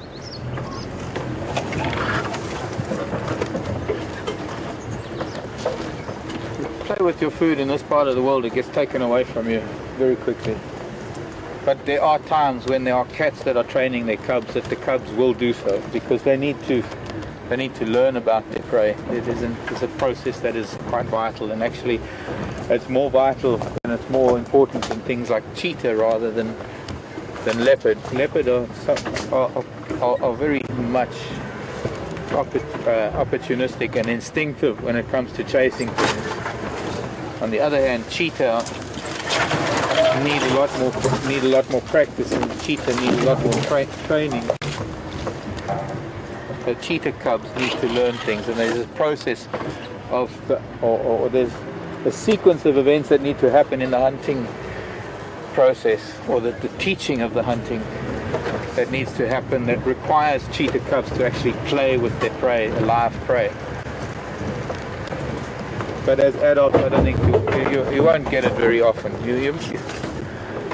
It's not a definite. I know there's been film of cats playing with their prey on the Serengeti, and that's why I say it depends. It depends on where we are, what the circumstances are. It comes down to the age-old thing of animal behavior, that it is a behavioral trait of things that cannot be, you cannot write a rule that they either do A or B, because they'll do a whole alphabet of things and even more. That there is any number of variations of behavior that different animals of the same species, different individuals of the same species will do.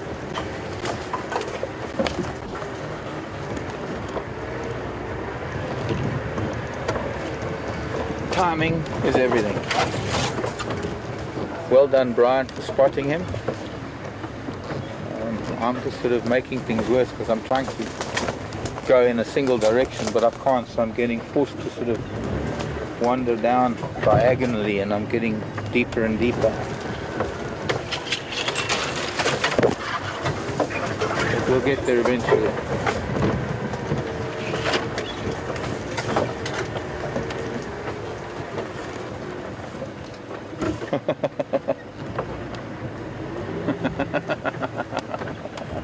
Did you hear that? Meg, I'm passing that on to Brian. I'll repeat it and Brian can answer, but Meg sent a tweet. How does Brian not even give a shriek of, or a tweet, or a... How do you not even utter a sound when you and your camera take a nosedive? The silent partner in the back here. The silent partner in the back. That's where you should be able to quickly do a something. Do something. There's a good one. Something happening here. That's something. Okay, now it looks like we're going to come out on Weaver's Nest rather than Gary Main, because it's easier to drop down now. We come so far, drop down onto Weaver's Nest. It's getting more and more open, a little bit more. We might still have to get through a thicket or two. But there's Weaver's Nest. Yes, it's there. I can see it. Almost. If I could just get there. I'm not going to go that way. I'm going to go that way. I might be able to get this way. Probably a big piece of zebra wood there.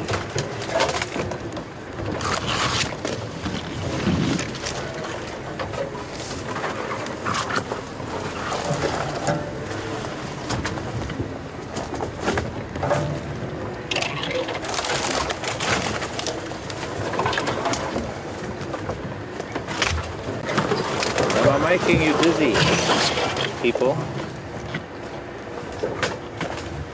Well, I suppose you can't really see how much I'm turning.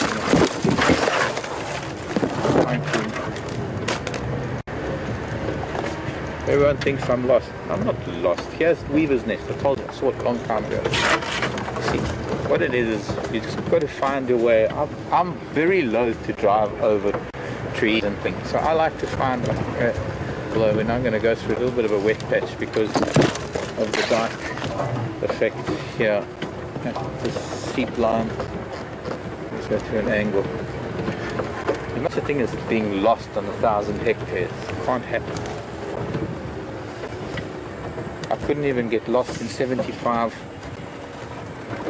no more, 750, no more, 7.5 million thousand, 7.5 million hectares.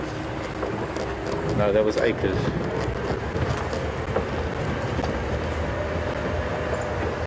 I don't get lost. I just get diverted. I just detour. I just digress and sometimes lose focus. But I don't get lost. Aren't I?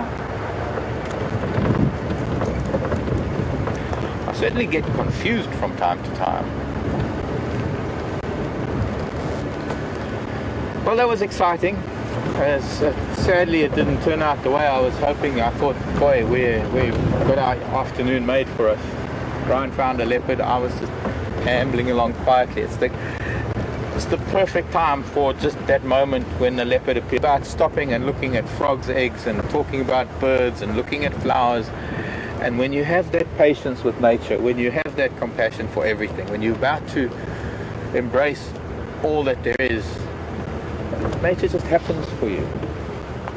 The leopard just was just there. If we had been 5 seconds later or 5 seconds before, we would have missed him. But that timing wasn't coincident. It was the universe being kind to us because we've been very patient this afternoon. But unfortunately, things got a little bit tense inside here, and perhaps it's best that we lost him so that he can carry on going to do what he wants to do. And if we had stayed with him, I would have had to call it in, and there'd be 2 or 3 vehicles following him for the rest of the evening. And now he can go off and catch something and do what he needs to do.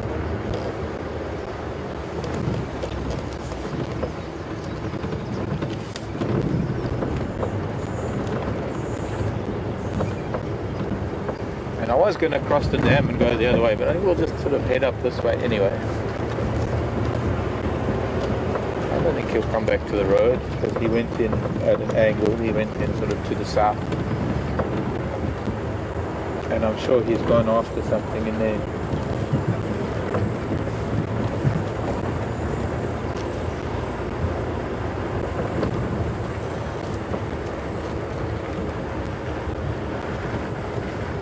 But we might.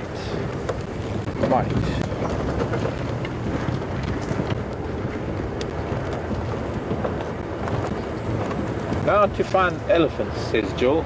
Thanks, Joel, for the tweet. There were elephants here today, but because they were here today, well, this morning, unfortunately they're not going to be here now, unless there are other elephants coming here now.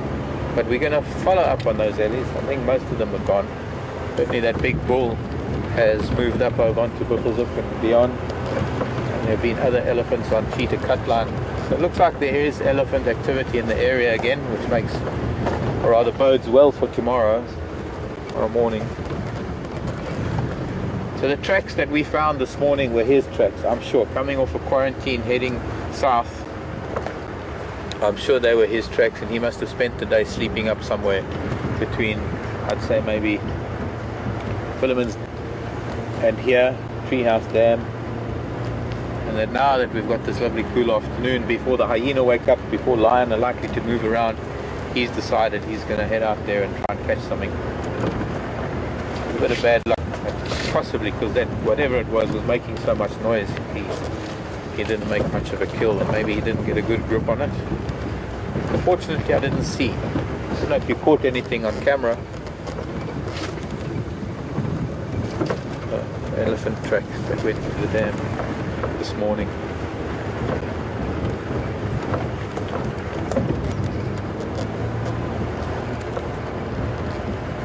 Paul on Twitter. Paul sent a tweet, maybe he took it up a tree. He didn't. No, what happened was he lost it, simply. I had a glimpse of him with something kicking in front of his face, and he was very active, and then we had to go around a tree, and when I came around the tree, he was standing there with nothing in his jaws. He gave me a look of disgust. He hissed at me, and then he took off after whatever it was that had gotten away from him. So thanks for that, Paul, but I'm pretty sure he didn't. But apart from that, there were a few marula trees in the area. I was looking at every marula tree just in case he climbed into one of the trees himself. We'll just have a look here on Gowrie Main. Maybe by now he might have come out onto Gowrie Main. We'll just head back a little bit, and then we're going to go up to see those lions, because there might be some people that have heard of lion on the Buffalo Kill, and it might be time to go and explore our options there. But I think we did manage, just for a brief moment at least, to have Boy on camera. If we head back and come out of Gowrie Main, we'll just we're going to go up to see those lions, because there might be some people that have heard about the lion kill, and it might be time to explore our options. But we did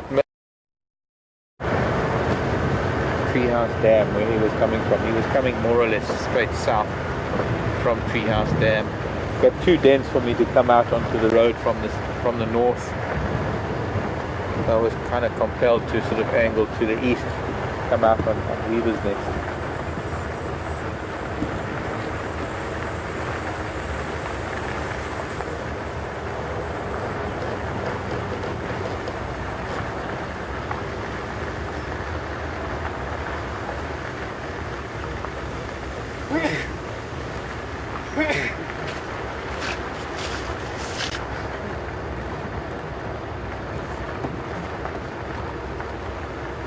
I think that was Tina.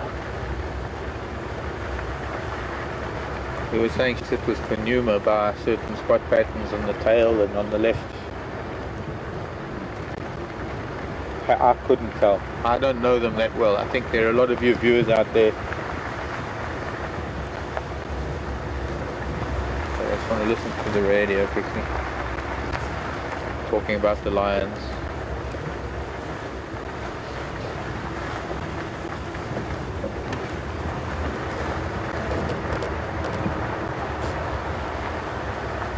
I would have expected to come out here somewhere,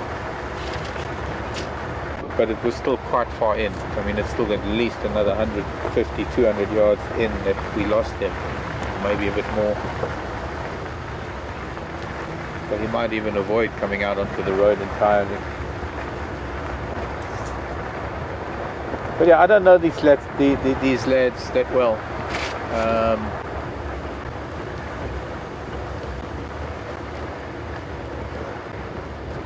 And also, I suppose a lot of the time that I'm viewing them, I'm actually talking to people more than actually sitting and watching and trying to take notes.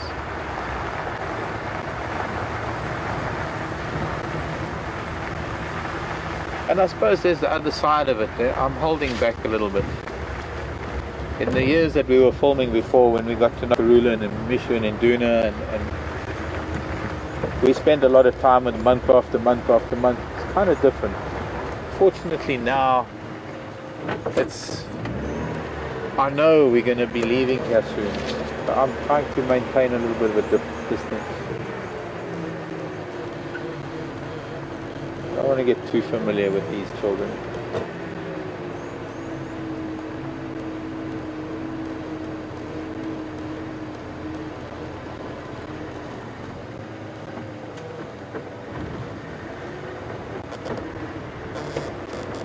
And viewers, as the viewers, you'll probably see more of them in the coming months than I will, because you'll have the cameras here at Djuma, Arathusa, the waterhole cams, and Facebook to keep track of them, to know what's happening with them.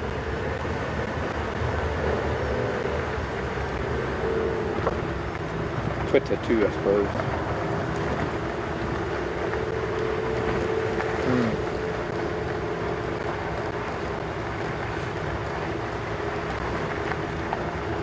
I'm sorry, I lost him.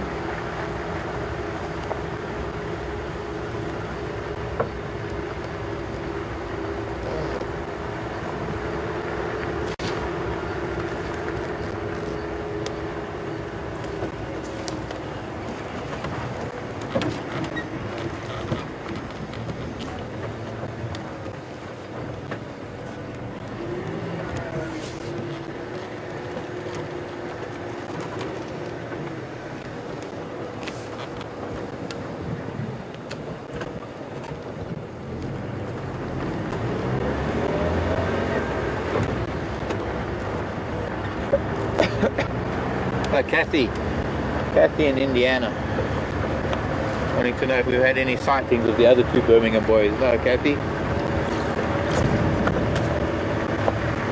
Haven't heard of any sightings of the other two Birmingham boys, other than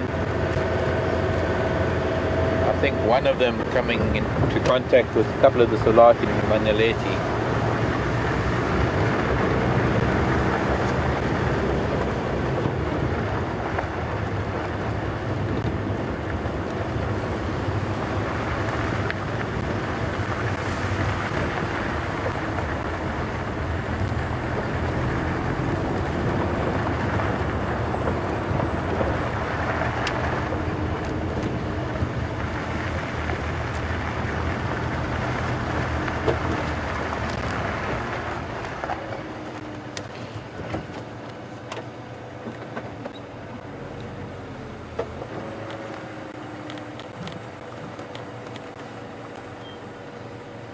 flower.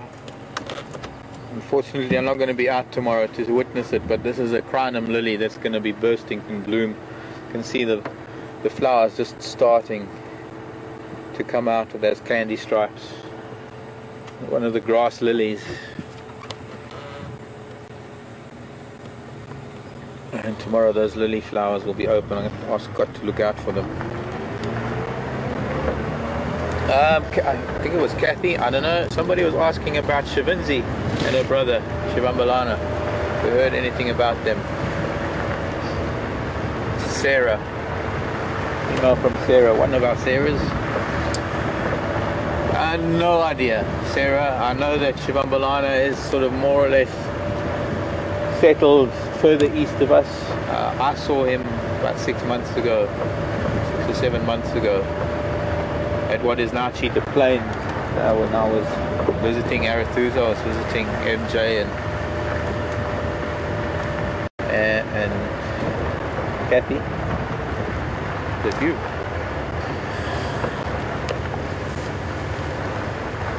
But I haven't heard their names mentioned at all. Shivinzi, as far as I know, she died or she was killed. I think she was the only one cub that Kruger lost before this incident now. But unfortunately, I have had no news. Just remember that the only time I really get any news of stuff is when I'm out on drive.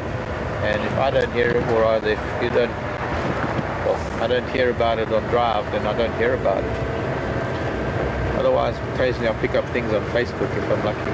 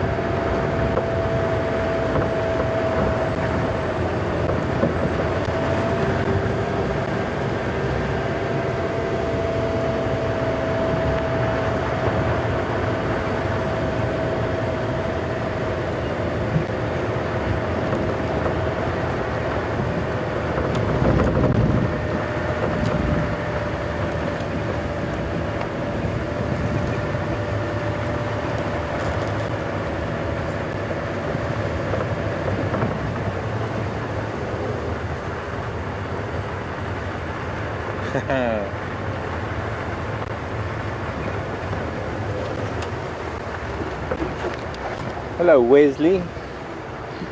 Wesley is 6. Wesley is in Iowa. Hello, Wesley.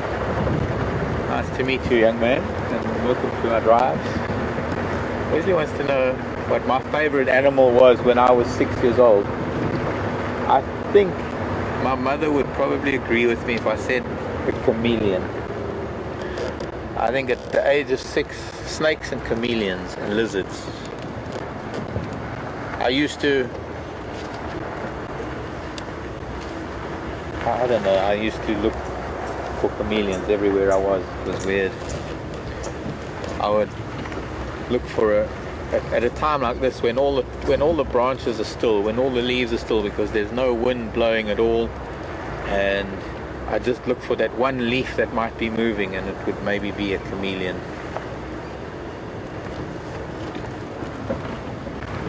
And I can remember begging my mom for a pet snake. I wanted a snake. I did have pets, Wesley.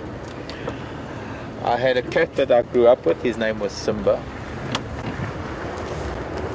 Oh, look at this light. This is the most beautiful light that we're getting now.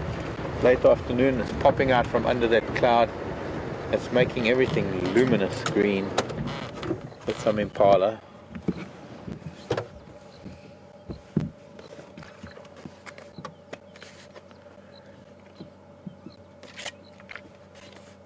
But I think I was about 11 before I was allowed to keep a snake.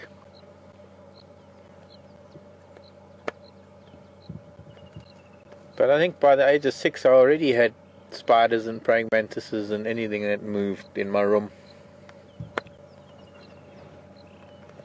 I had a dog called Tammy, who was a poodle kind of a dog. A tabby cat called Simba, who grew up with me. So he was about 6 years old when I was about 6 years old. And I had him till I was about 12 years old.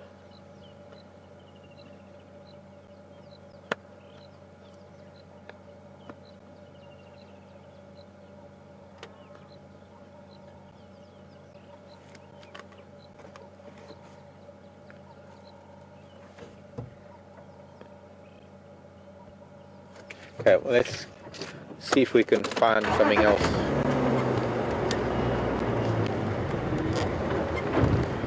Because with this light, it's lovely to see these impala and with all this very bright green Vernonia. Valerie was asking, is there any insect I haven't seen that I want to see? Oh, there's Goliath beetles. I think, Valerie, there's probably 1,000 beetles, 1,000 insects I would like to see that I haven't seen. Most definitely. Jewel beetles and leaf beetles and longhorns and beetles who I've only ever seen in books and other things. Some of the snouted beetles. I suppose a lot of the beetles, some wasps and things.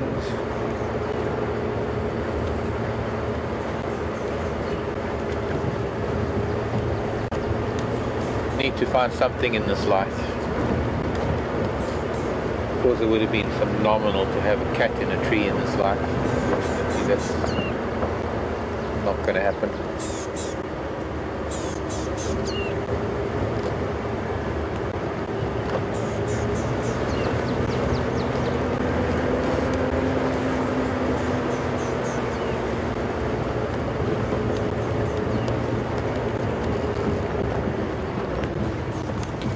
Susie wants to know if there are any owls out and about.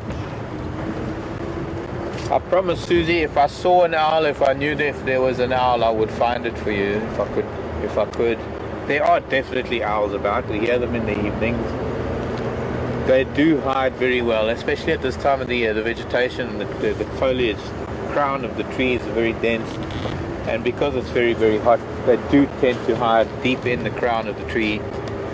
But there are a number of owl species that we have here. They even have a couple of diurnal species of owls, and I'm quite proud of myself that I can actually identify certain owl species just by their flight patterns. Even if they're smaller than doves, just seeing a small bird fly, just because I know what pearl-spotted owls look like when they fly. I know what a Scops owl looks like when it flies. We're not going to see any of the larger owls flying unless they've flushed from their roost. But sometimes we will hear them during the day, because sometimes they do talk to each other during the day, the likes of giant eagle owl or spotted eagle owl. But it's not through lack of trying that we haven't seen any owls, or it's not through ignoring owls that we haven't seen any. We just simply haven't seen any. And while most of them are nocturnal, there are a few diurnal species. It's just a matter of luck, really, if we're going to be able to see them or not.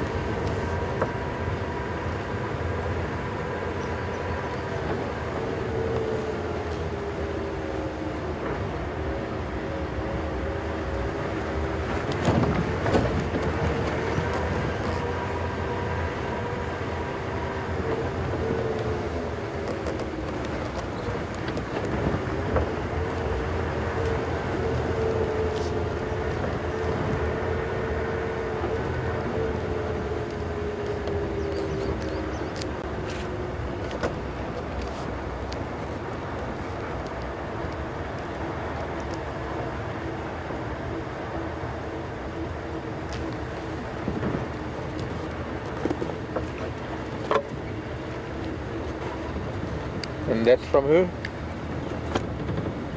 Never gonna learn.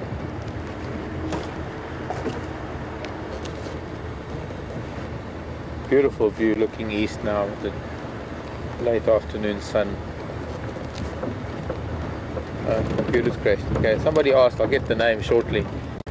The smallest and largest owl species here at Djuma. The smallest is probably the pearl-spotted owl, or owlet.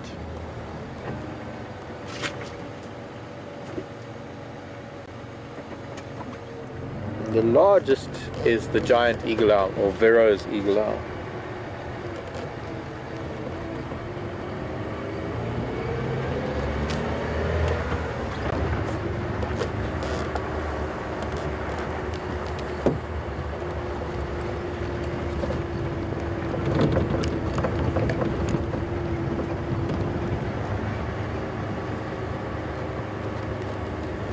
There's Joe Ellen. Thanks, Joe Ellen. The pearl-spotted owlet and the giant eagle owl. Any station with Ngala on WildEarthTV access?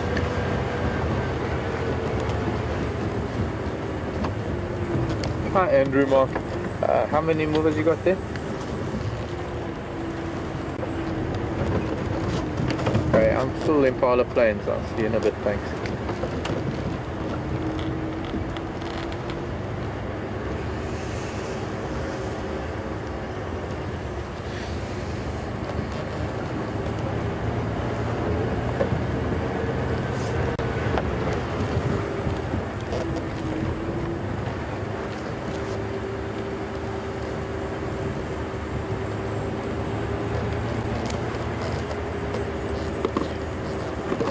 Thanks Jason, I didn't get that at all to turn your volume down. I was on the other radio.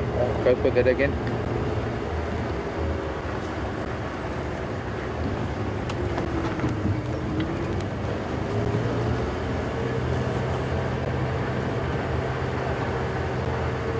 Okay. Jason's telling me a lot of people want us to go and watch the baboons at the Djuma waterhole. We are heading to... It's going to be interesting to see where they go, because I thought they'd be heading home already. The problem with us going there is that human presence changes their behavior. As you noticed earlier when we went there, as soon as we went there, they all ran down and went into cover below the dam wall. So if the vehicle is there, we're not going to have as great an experience watching them. And as much as I'd hate to say this over my drive, but the Djuma waterhole cam can be on them. If it's possible, I don't know what it looks like, I don't know how the baboon are behaving, I don't know what they're doing. That's a baby golden orb.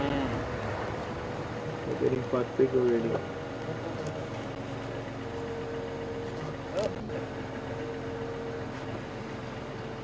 Come here, girl.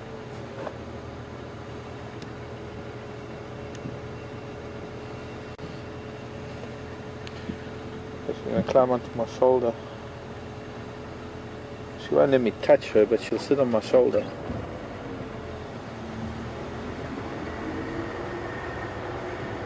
Where'd she go? She went somewhere there. She touched my... juvenile golden orb spider. They're starting to get big now. They're getting to be recognizable as golden orbs. So from now, for the next few weeks, we're going to have their webs across the road, but they're still small. Anyways. So as I was saying, for us to go back to the Djuma waterhole cam, or rather to the dam, and to try and watch the baboon, they are going to merely just run away when they see us, because just being humans and watching them is an affront to them. So it's just the fact that we will be there and we will be looking at them will make them move off. And the best way to actually watch baboon is, if they're going to come anywhere near the camera at Djuma waterhole cam, is for whoever's on the zoom at the moment on waterhole cam, is to try and find the most interesting features of them, or the most interesting behavior because they don't know that anybody's watching, and if they don't know that there are any humans about, that's the only time you're actually going to see some really beautiful stuff out of baboon.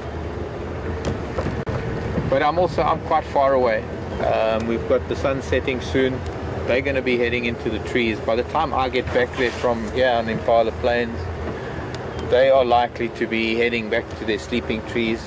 Could very well be that they've decided to come and find shelter or some place to live or sleep here. They don't have to go to their usual sleeping trees. Could well be.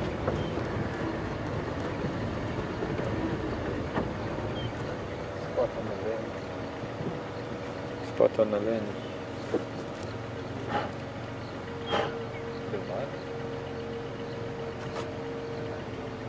There's a pipit in the grass. Up it goes. Sunset. We've got to show everybody this gorgeous sky.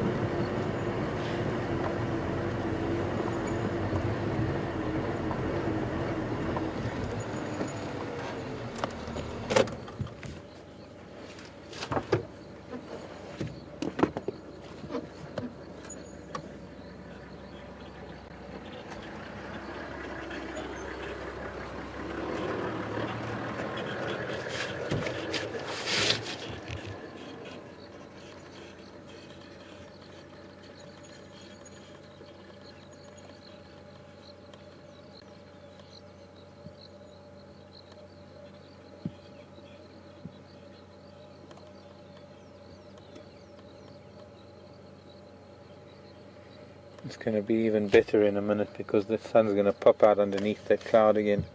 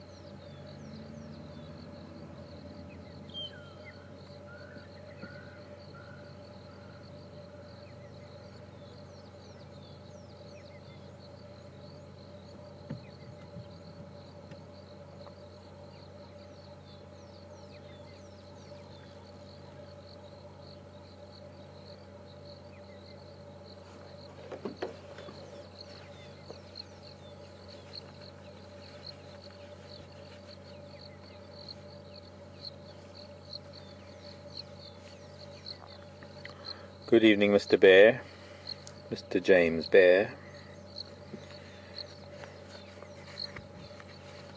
I think if I get your correction, your answer, or rather, I need the answer, you got the question. And if I think I got your question right, what defense does the hornbill have against a boomslang preying on it? Yes.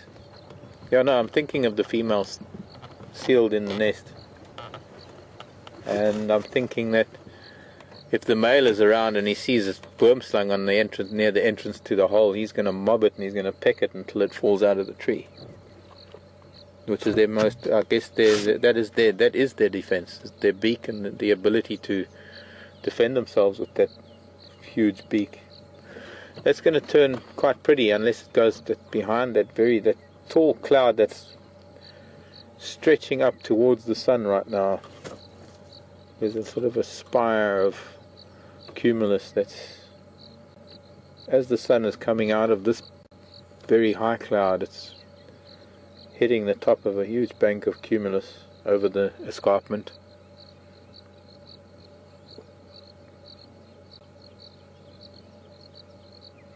It's just changing shape rapidly, turning into a mushroom as that storm starts developing. Very far away though, not going to affect us. But just a beautiful sun, look at that. Here it comes. Little darling. And we need to find another spot to view it.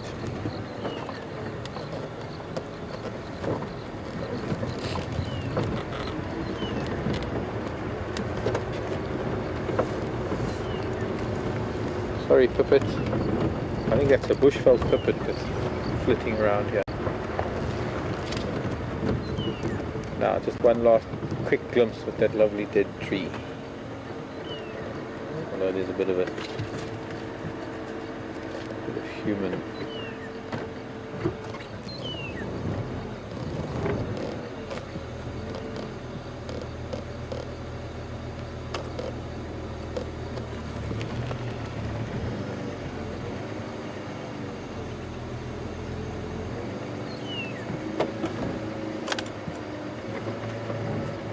As it's setting and as we're going through the bush, maybe we can find a spot that has got these little gaps through the trees where we'll be able to get a nice different view, sort of a multiple sunset afternoon, where we're not just watching it from one spot, where we'll be able to actually capture a variety of moments.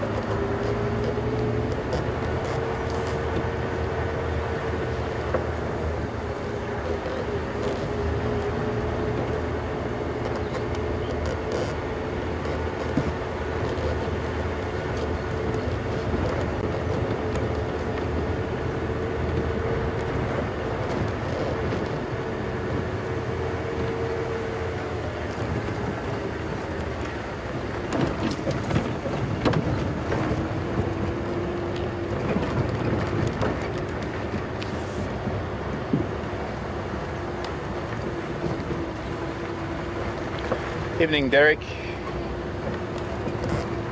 Derek wants to know if we get spring hares in this area. No. Spring hares mostly in the sort of drier western regions, Derek. No spring hares here. We do get scrub hares.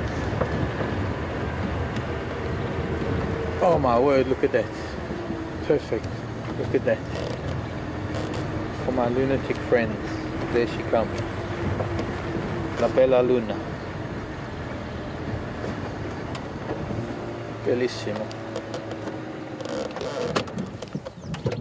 That's for, I think you know who it's for. For those of you who are as mad about the moon as I am, be nice to have that dead tree with it. We'll need to move a little bit. What we need to do is just do this so we can do the full moon thing. So we've got that on the west and that in the east. So we can do a 180 from our beautiful, beautiful Sunday sunset. Welcome to Africa, everybody. It would be nice to have an elephant join us for this moment, but they're not very punctual. Pretty hard to get a wristwatch for an elephant, but they're from the west, panning around 180 degrees to the east. Sunset turns into a Sunday moonrise with the full moon, the 1st of 2015, and I just want to wish everybody a very happy new year again, a few days late, but most importantly that it's really a special day today.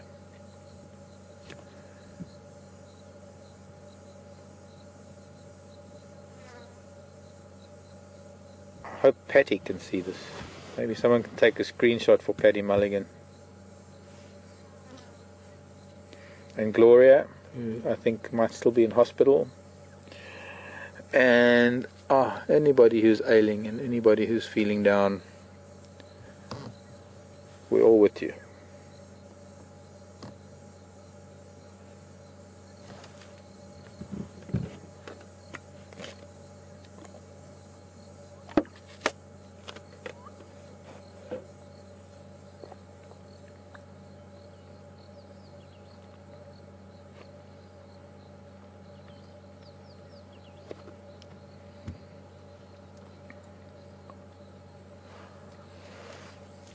And a toast to the next full moon we may share together, because it's going to be a little while, I reckon.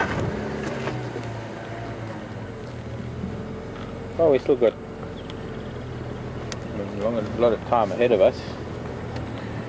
It's just that full moon is going to be next month. So one more look at the sunset and how that beautiful cloud has just built up to give it texture, coupled with the branches of a tree and the worry. I think that's good.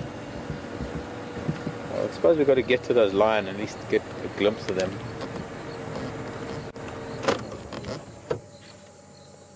But I can't help this. It's such a beautiful evening. I just can't help showing you a sunset.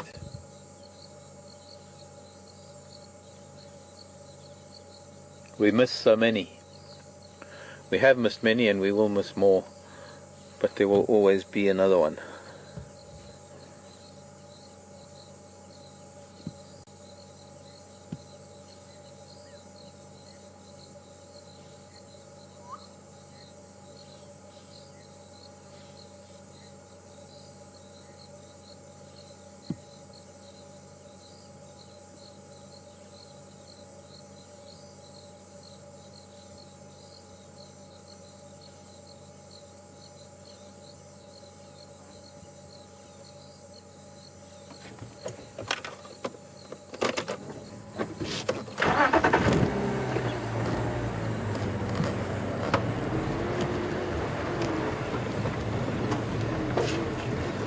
Sarah in California, Sarah, California. Do we have any pancake tortoises?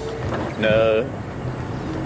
No, I don't think they occur anywhere near this region. I need to look them up. But I don't even know if they're African in origin. Pancake tortoises? I've heard of that. But it's not opening any files there in the recesses of my brain immediately. But we only get 2 species, Sarah. We only get 2 species of tortoise here. We get a couple of species of terrapins. The pancake tortoise is not, I don't even know if it's African. Is it even African? I might have a tortoise book. Sorry, while I'm here, I've got to do this because she's desperately looking for.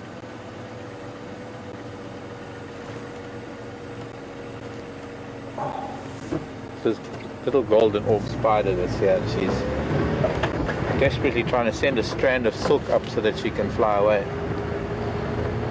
It's just not working. She won't let me touch her with her hands. This is what a lot of arachnophobes don't quite understand. Is that spiders don't even want to let you touch them. How humans can be afraid of spiders is beyond me. It doesn't compute. The most ridiculous fear of all. I can understand the fear of heights. I understand a number of different fears, even though fear in itself is irrational. Because although fear can be healthy, I suppose, because fear leads to respect, but fear can also lead to ignorance. Ignorance can be the death of you. But the fear of spiders, when spiders just... You ask any spider lover how hard it is to actually handle a spider, to actually touch a spider, if it lets you. It's worse than a cat, because I mean cats can be very picky, but spiders are just downright discriminating. They just hate us humans.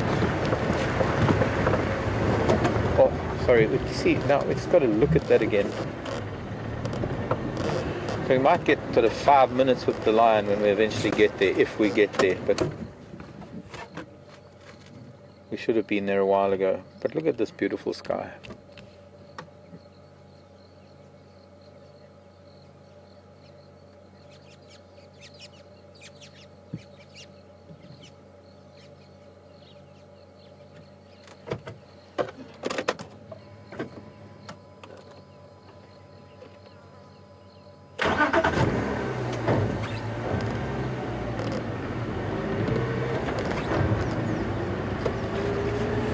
So right now, I guess Scott and Jason are setting up fireside chat, lighting a fire. Remember, we've got an hour we want to talk to you, so we've also got an hour that we want to get some questions from you, some stuff maybe about the past week. We missed last Sunday because of weather, but we had a nice fireside chat on New Year's Eve on the other day, whenever New Year's Eve was, a few days ago.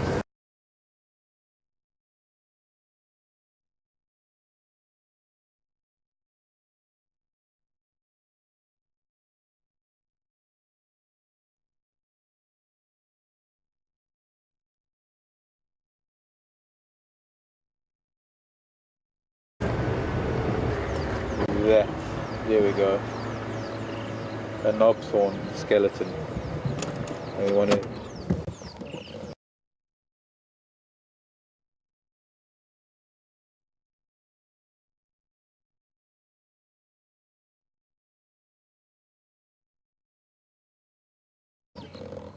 just a little forward, just a little bit forward, so that the branches are cradling the sunset. There we go. Welcome to Africa, everyone, and I hope you're going to enjoy this month of January with us here on Wild Safari Live on Nat Geo Wild or on Wild Earth. This is Djuma Game Reserve. My name is Mark. Brian is bringing you the images. Jason and Wiem have been alternating in final control, sending your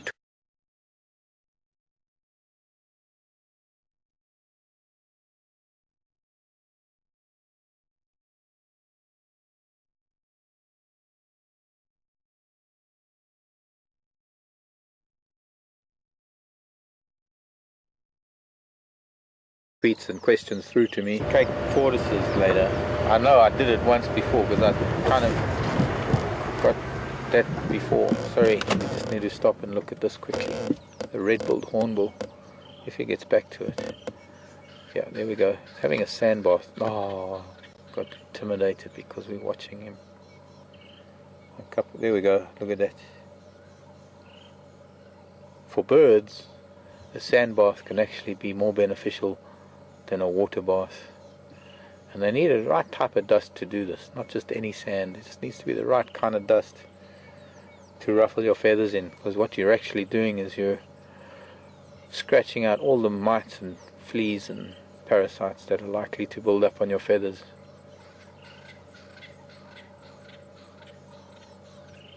Especially after hopping through wet grasses all day.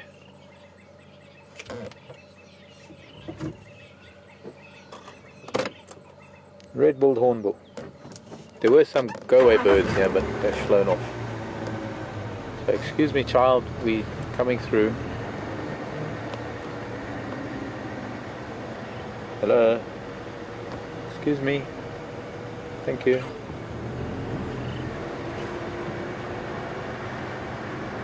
Not necessarily.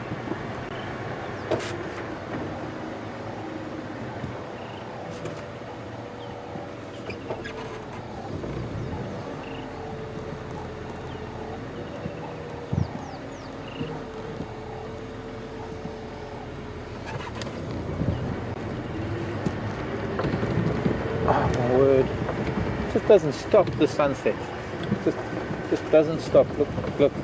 I mean, how can I not show this to you?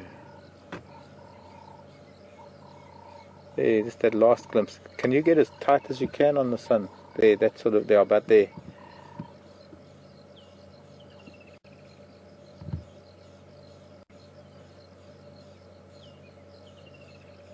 Just the top of the orb disappearing behind cloud. And then take it away, Sam.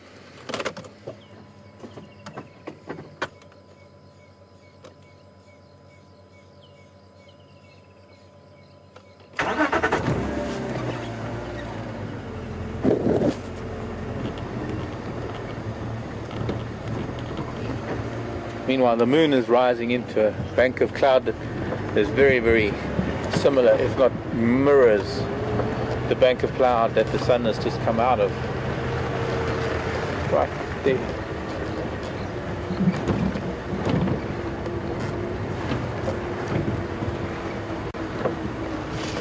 Right, shaking too much. Do a Peter Pretorius move. Something like that with the moon in it. Okay, well now we can't be joking and playing because we're approaching 3 big male lions that are going to be in a little bit less of a good mood than I am. Because they're probably hot, they're probably bothered, they're probably full, and they're very definitely uncomfortable. They've most probably been bothered by flies all day, and they have indubitably been hassled by vultures.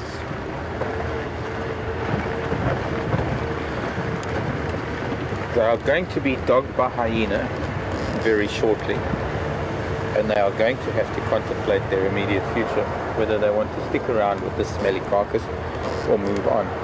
And since that is one of the most likely scenarios, I think that this might be the last time we're going to see them for a little while, because if they move on from here, they're not going to go a short distance, they're going to move on. Sky. Let's see if we can get a lion with the sky. Look at this. Hello boys, we back. We're back. Where does that come from? I don't know. There's the boy with the eye. Hello gentlemen. What happened to your buffalo?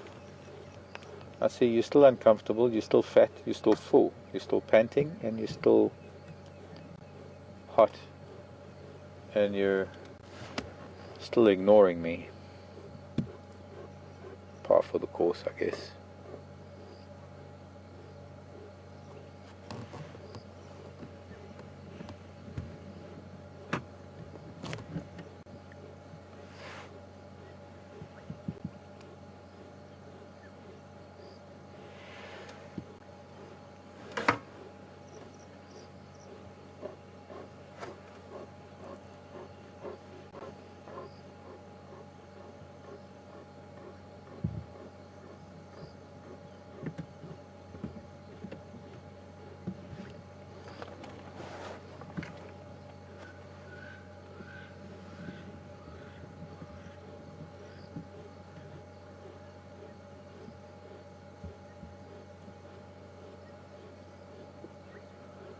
So apart from the little blade of grass in front of his nose, we were talking this morning about the age of lion, being able to tell the age of lion by the color of the nose.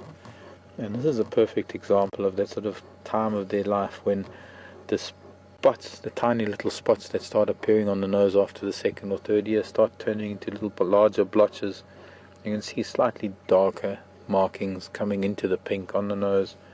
And it kind of confirms for me that they're sort of around about 4 years old.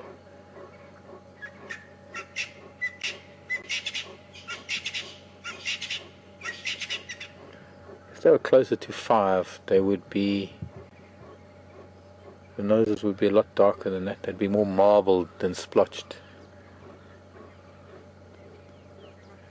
And while if you take all the lion in a specific area and you age them by the mane in a specific area, that might give you some idea. But when you look at lion throughout the African continent, different lion in different areas have different densities of their mane, and in some areas they have almost lacking in a mane. In fact, there are places where I've seen 8-year-old lion that have less of a mane than this 3.5, 4-year-old that we have here, maybe 4-year-old. It would be very interesting if anybody does have an accurate date as to how old these Birmingham boys are, because I'm sure wherever they come from, the place that's called Birmingham here in South Africa, just a farm name. No, only relation to Birmingham in the UK is that there was a lazy land surveyor once who, when he demarcated land and he marked off boundaries, he just labelled things what he found on an atlas. But it would be very interesting to find out if anybody does know the actual age of these boys, because personally I don't really know. Sil If you're watching Sil, who runs Lions of the Sabi Sand webpage, might have an idea.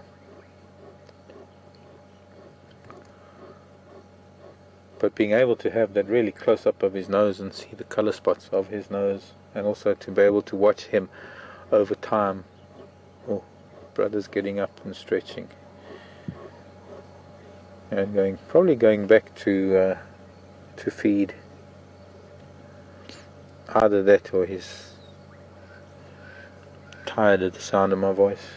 His brother's now watching. Brother now lifting his head because he can hear him moving through the grasses, wanting to see what it is that made that noise.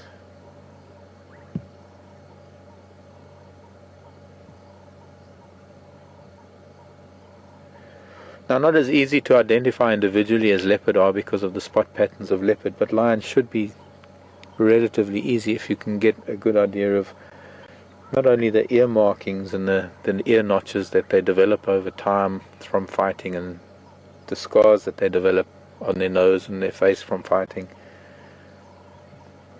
but there are some spot patterns along the whisker lines of the face that become distinguishing features, and of course maybe the odd spot on the face.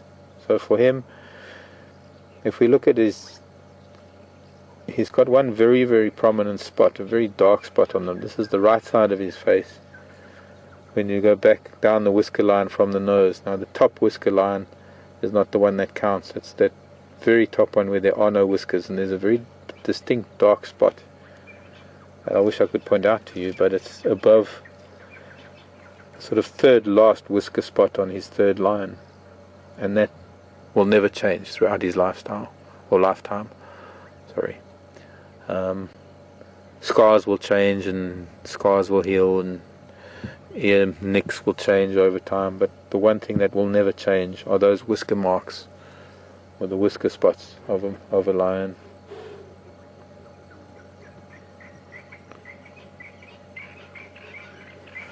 So I think we should maybe just try and make our way in there just to have a look, try and catch up on what's happened with the carcass.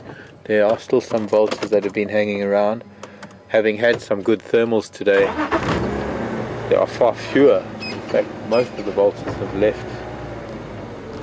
In fact, as we were driving here and watching the sunset, I could see vultures flying away because there was enough of warm air current. There were enough thermals still late afternoon. I don't know if we're going to be able to get in here because that other boy is lying down very, very close to.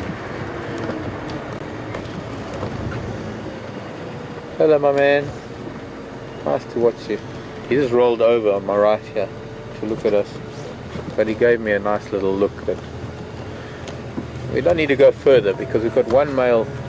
Now we sort of got all three. We've got this one just here, and then in this quarry bush over here, we've got the other male feeding on the carcass, and then of course just to the right of me, there's the boy who's still fast asleep. So if I can. No, that's not going to help. Well, it helps a little bit.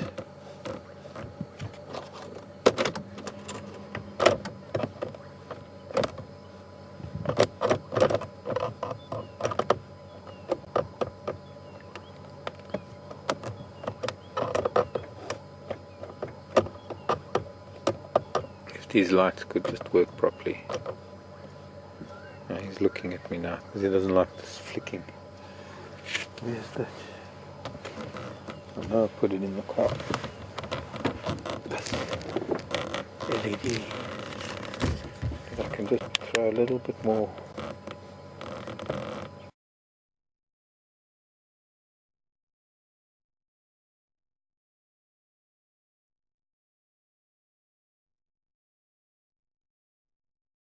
A little bit more light in there. But I need to turn the wheel a little bit. So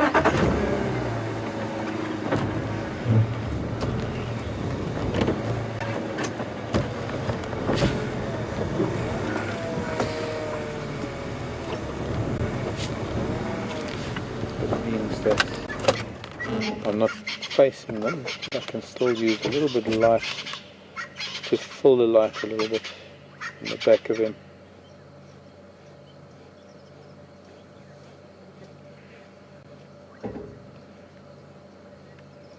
I think I can go forward a little bit more so that you don't. I might be able to do that. Just to get this quarry on the right. No, let's see, then we're starting to lose him. Well, we're now right in the middle of these boys. I've got one lying right off to my right hand door, and I've got the other one lying off to the left hand door, and I've got the nose of the vehicle between the two. Fortunately, they know that I'm not here for their carcass, I'm not here to affect them or interfere with them. So they actually just sleeping quite peacefully.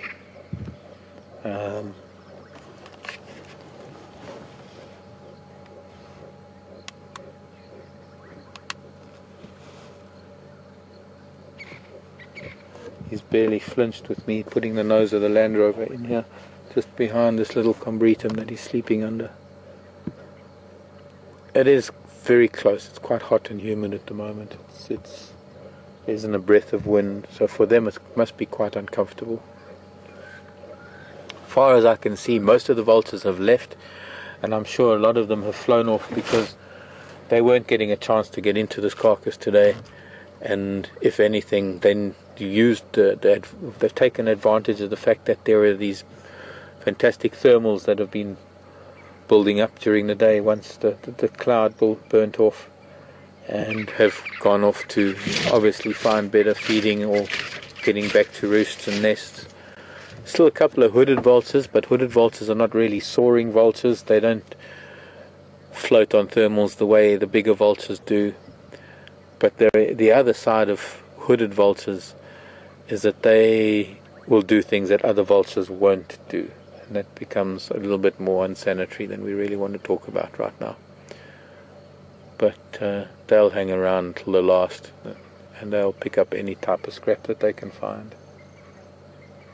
And they'll also wait until the very last moment, because they don't need thermals to go home. They probably don't live very far from here, and they'll probably flap their way home if they wanted to head back to their nest or roosting sites. But they're probably quite happy to just roost here, because after all, nothing's going to happen between now and the morning.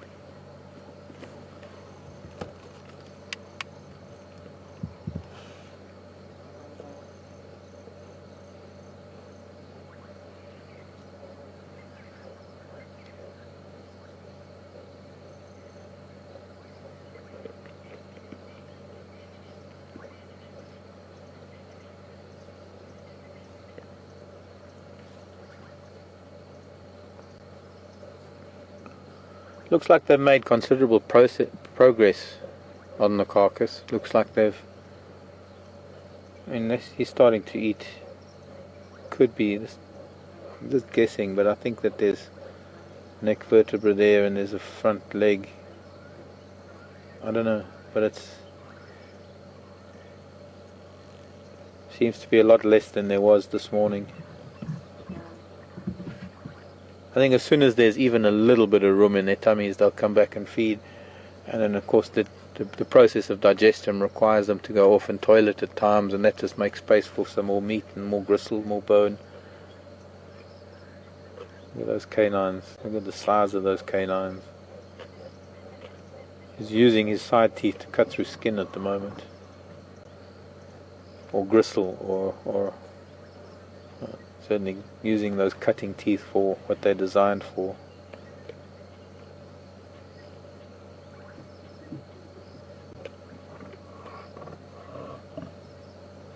And brother's waking up next to us.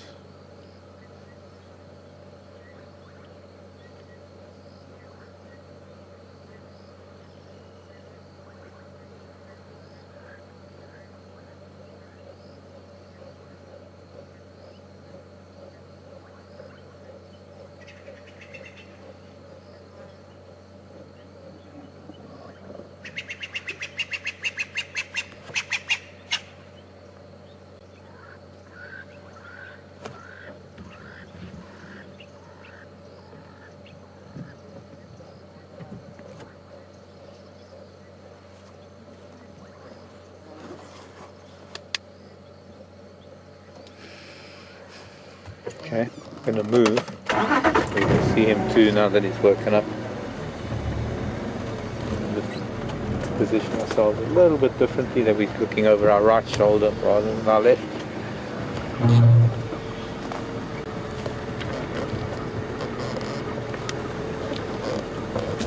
Means we can't see the boy that's feeding at the moment. Maybe we can get a nice glimpse of him. Oh, too far.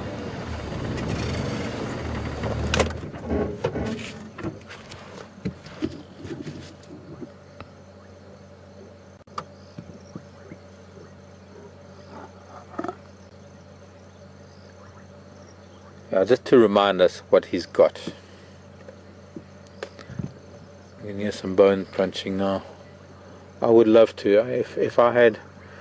If this was at home for me, I would stay here until the sun came up tomorrow morning and just sit here in the dark and listen to the sounds, the feeding. There will be maybe hyenas and fighting and just the activity that's probably going to take place now, going into the middle of the night. Just one last request, Brian. That's beautiful. Look, I mean, the light in his eyes is beautiful. But just quickly, just a last goodbye to sunset. A last goodbye to the beautiful sky. And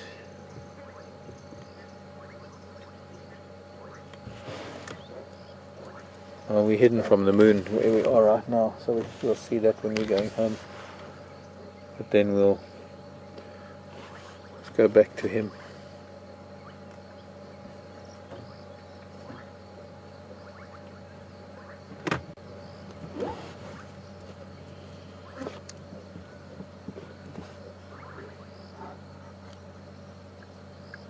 Is that a vehicle coming through?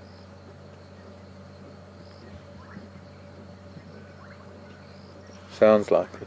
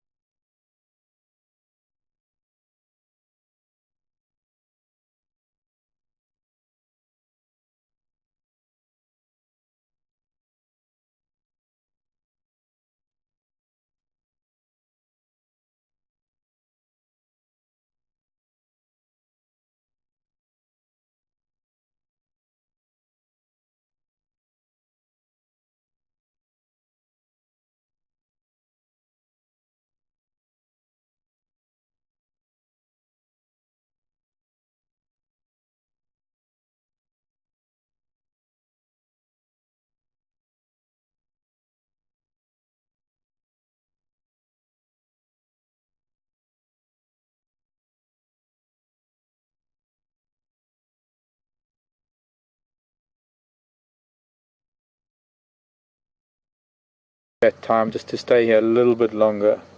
He's still feeding. His brother's just off to the left that wants to go in and feed. But more importantly, I'm hoping that since we don't have this opportunity and we're supposed to be carrying on live anyway around the fire, I'm just making a call that maybe a hyena or two is going to come along, and we get to see just a glimpse of what that might what that might be about, like. To have someone else come along as it starts getting dark. They are waking up. They've been hot and fed and bloated all day.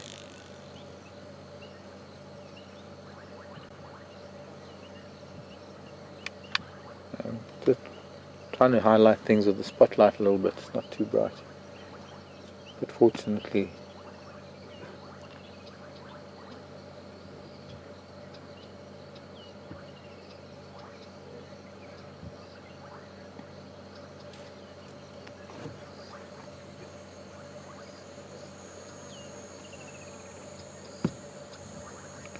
there's an interesting question coming in from Marsha. Actually, it's more of a request rather than a question.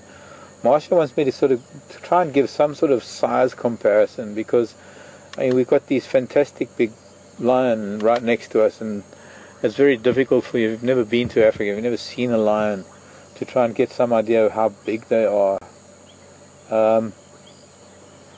Marsha, I don't know how well you know dogs. The biggest dog I can think of is my brother and sister-in-law, my niece and nephew, had some wonderful dogs. They were English Mastiffs. And English Mastiffs are sort of one of the biggest breed of dogs.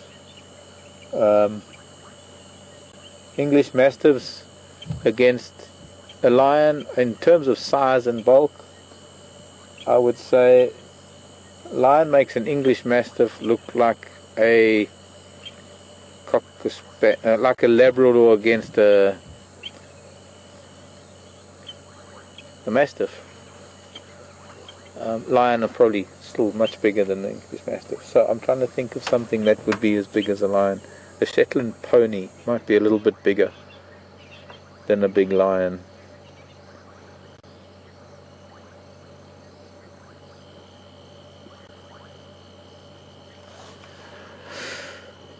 Okay, he's gonna go and he wants to go and have a bite. We might see if there's it. No, he's just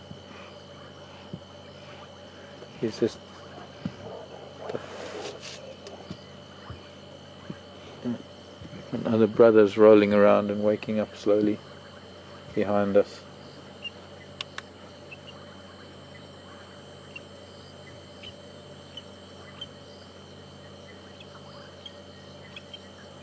No, we can't. That's about. I think Brian's got it a sort of maximum gain. I need to give you a bit of light on the subject.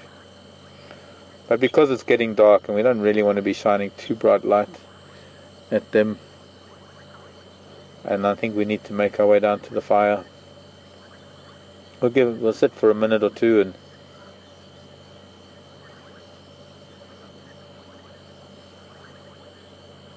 see what happens. He's trying to cut through some of the skin to get to more meat. And show some of those claws, Boykie. Now, using his side teeth, his cutting teeth, the carnassials, cutting through skin.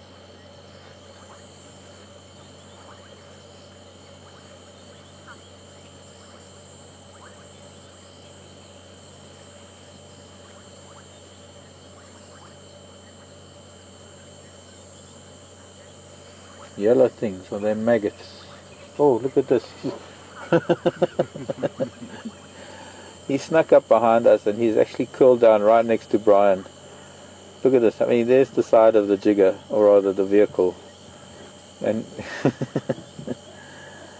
hello, pussycat. Now we can't go anywhere. Yes. Where's the thumb, Brian? There's the thumb. That's how quiet these cats are. Yeah, he could have taken us off of the car.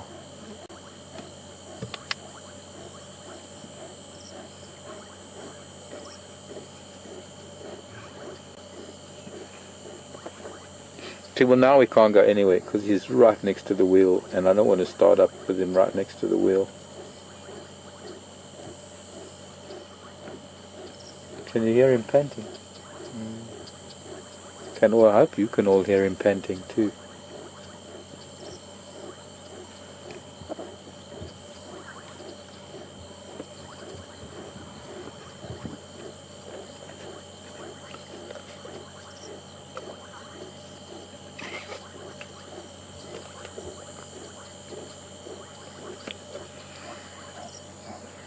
This is almost being accepted by a wild lion, being in their presence. The fact that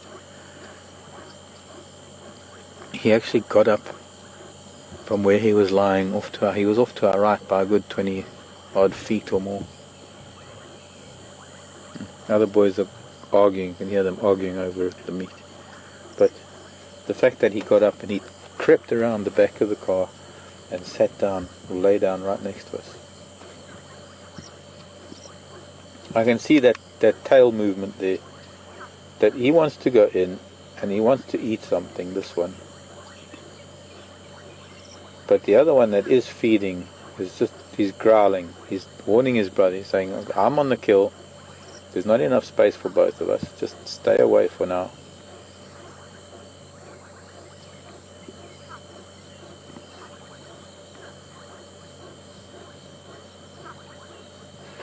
Oh. sorry, something was biting me. You can actually see his thumb there, holding on to. There's his left hand with a thumb, actually holding on to that. Wish we can get a close up of those claws.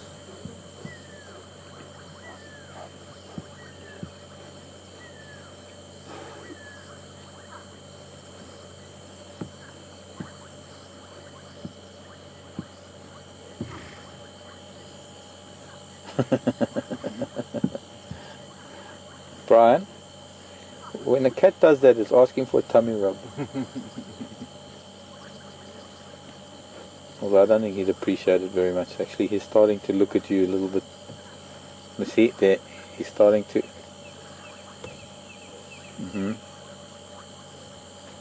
Yeah, got a little bit intimidated by us looking at him. But so he's taken the initiative and he's moved a little bit further away. I think he was feeling a little bit uncomfortable being so close, but it was a very special moment that he allowed us. I mean, it's not that he allowed us, he chose to be that close to us. So yeah, he's a full cat. He's by no means a tame pussycat, because he probably wouldn't hesitate to tear one of us apart if he could. If he wasn't so full of buffalo, there'd be times when he could be probably quite aggressive. So, gosh, it's been a hard day for them here in Africa. They've had to sleep under trees and digest buffalo and then eat more buffalo, and so it's been a hard day for them, so we're going to leave them. I hope he's not going to be too distressed that I'm going to start up the car and move off. He might just ignore me.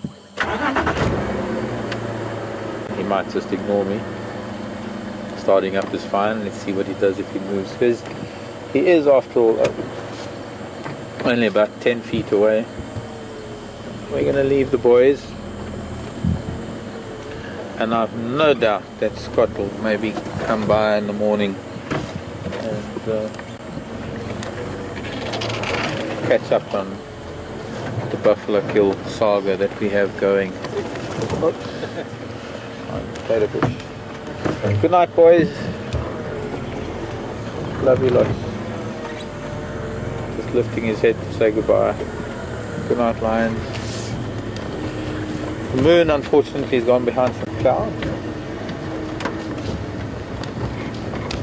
And now what I'd like to do is maybe see if there's going to be a hyena or two back up here.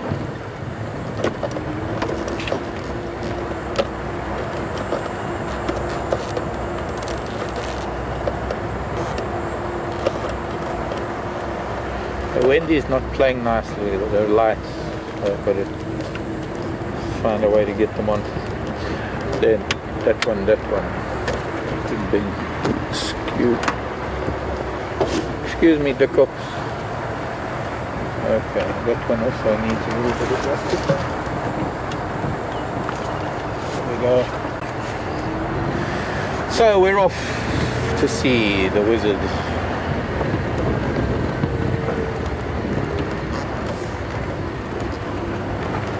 Interesting. BM is telling me that from the Djuma waterhole cam the baboons are making their way to quarantine, so I have no doubt that they're going to be trying to settle down in a tree somewhere on quarantine. I wonder if this troop is going to be making a move for this territory now that there hasn't been baboon here for a while. And well, they are baboon, they are primates, they are opportunists, and they're certainly going to maybe take advantage of the fact that there are humans around, and that humans are going to give them a certain amount of protection, but also give them a lot of opportunity for sneaky attacks on the kitchens. And trust me, baboon are no silly animals. They know exactly what it's all about. They just need a few more generations of evolution to be able to work things out better, but there's a good chance that the trooper baboon hasn't tried to make a move for this territory in the past, because we're always baboon here. Now that there isn't a trooper baboons here, that they're going to try and make a move on this.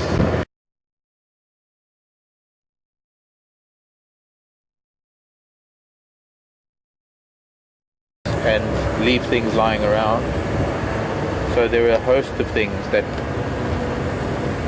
are likely going to entice this baboon troop maybe to move in. Well, it might be nice to monitor it over the next few days.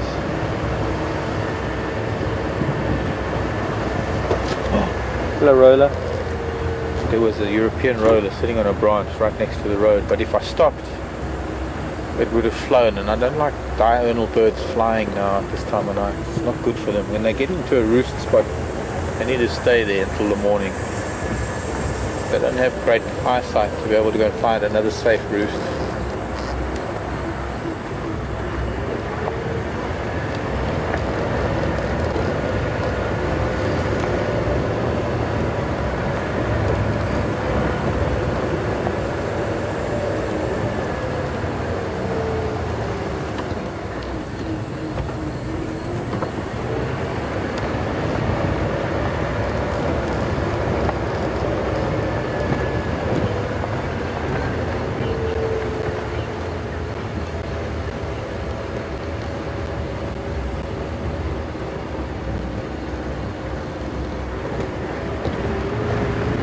Okay, well, we're 15 minutes into fireside chat time, so maybe what I should do, since we're approaching fireside chat,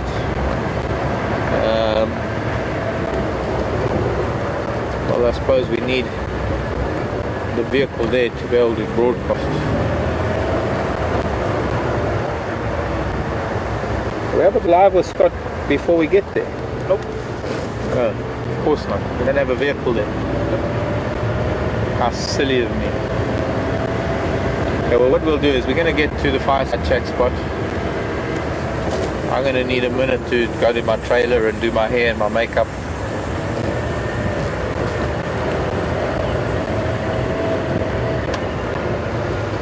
And we're going to need to just sort of set things up, take a brief moment that we'll need to set things up a little bit.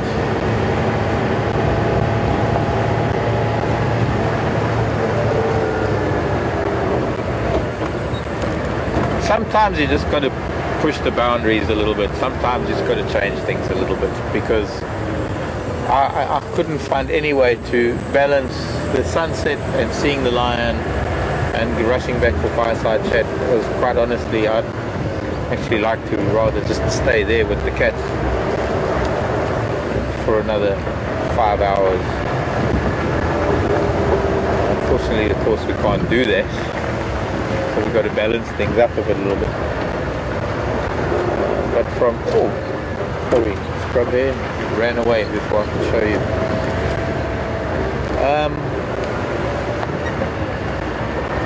But this would be the thing I would do at home. One of my favorite things, one of the things that I live for, is a full moon rising, finding something like cats or elephants or... Well, I do tend to like to find cats, because nothing better than spending a full moon with cats. But find something and then just spend the whole night with them out in the moonlight, not using any lights, and not necessarily having to look at them, but just spending time in their space and just listening to them feeding or doing whatever they do, and that acceptance that they show, that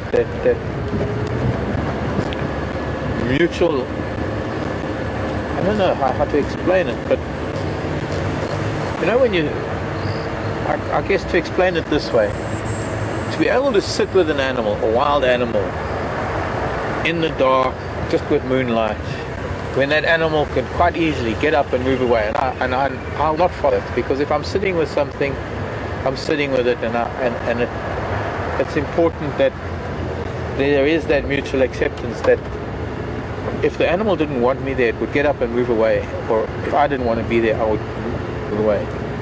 But to be able to sit there and be part of that for a couple of hours, and the animal just lies there and just allows you to be there, be part of its space.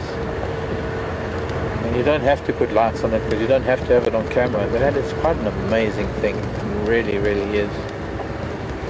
So we are, looks like Scotty's done a good job here of putting, and Jason, they've put the shelter back up. It sounded like earlier, it sounded like the baboons had actually caused some havoc and knocked it down. Hello everybody! Oh, good evening.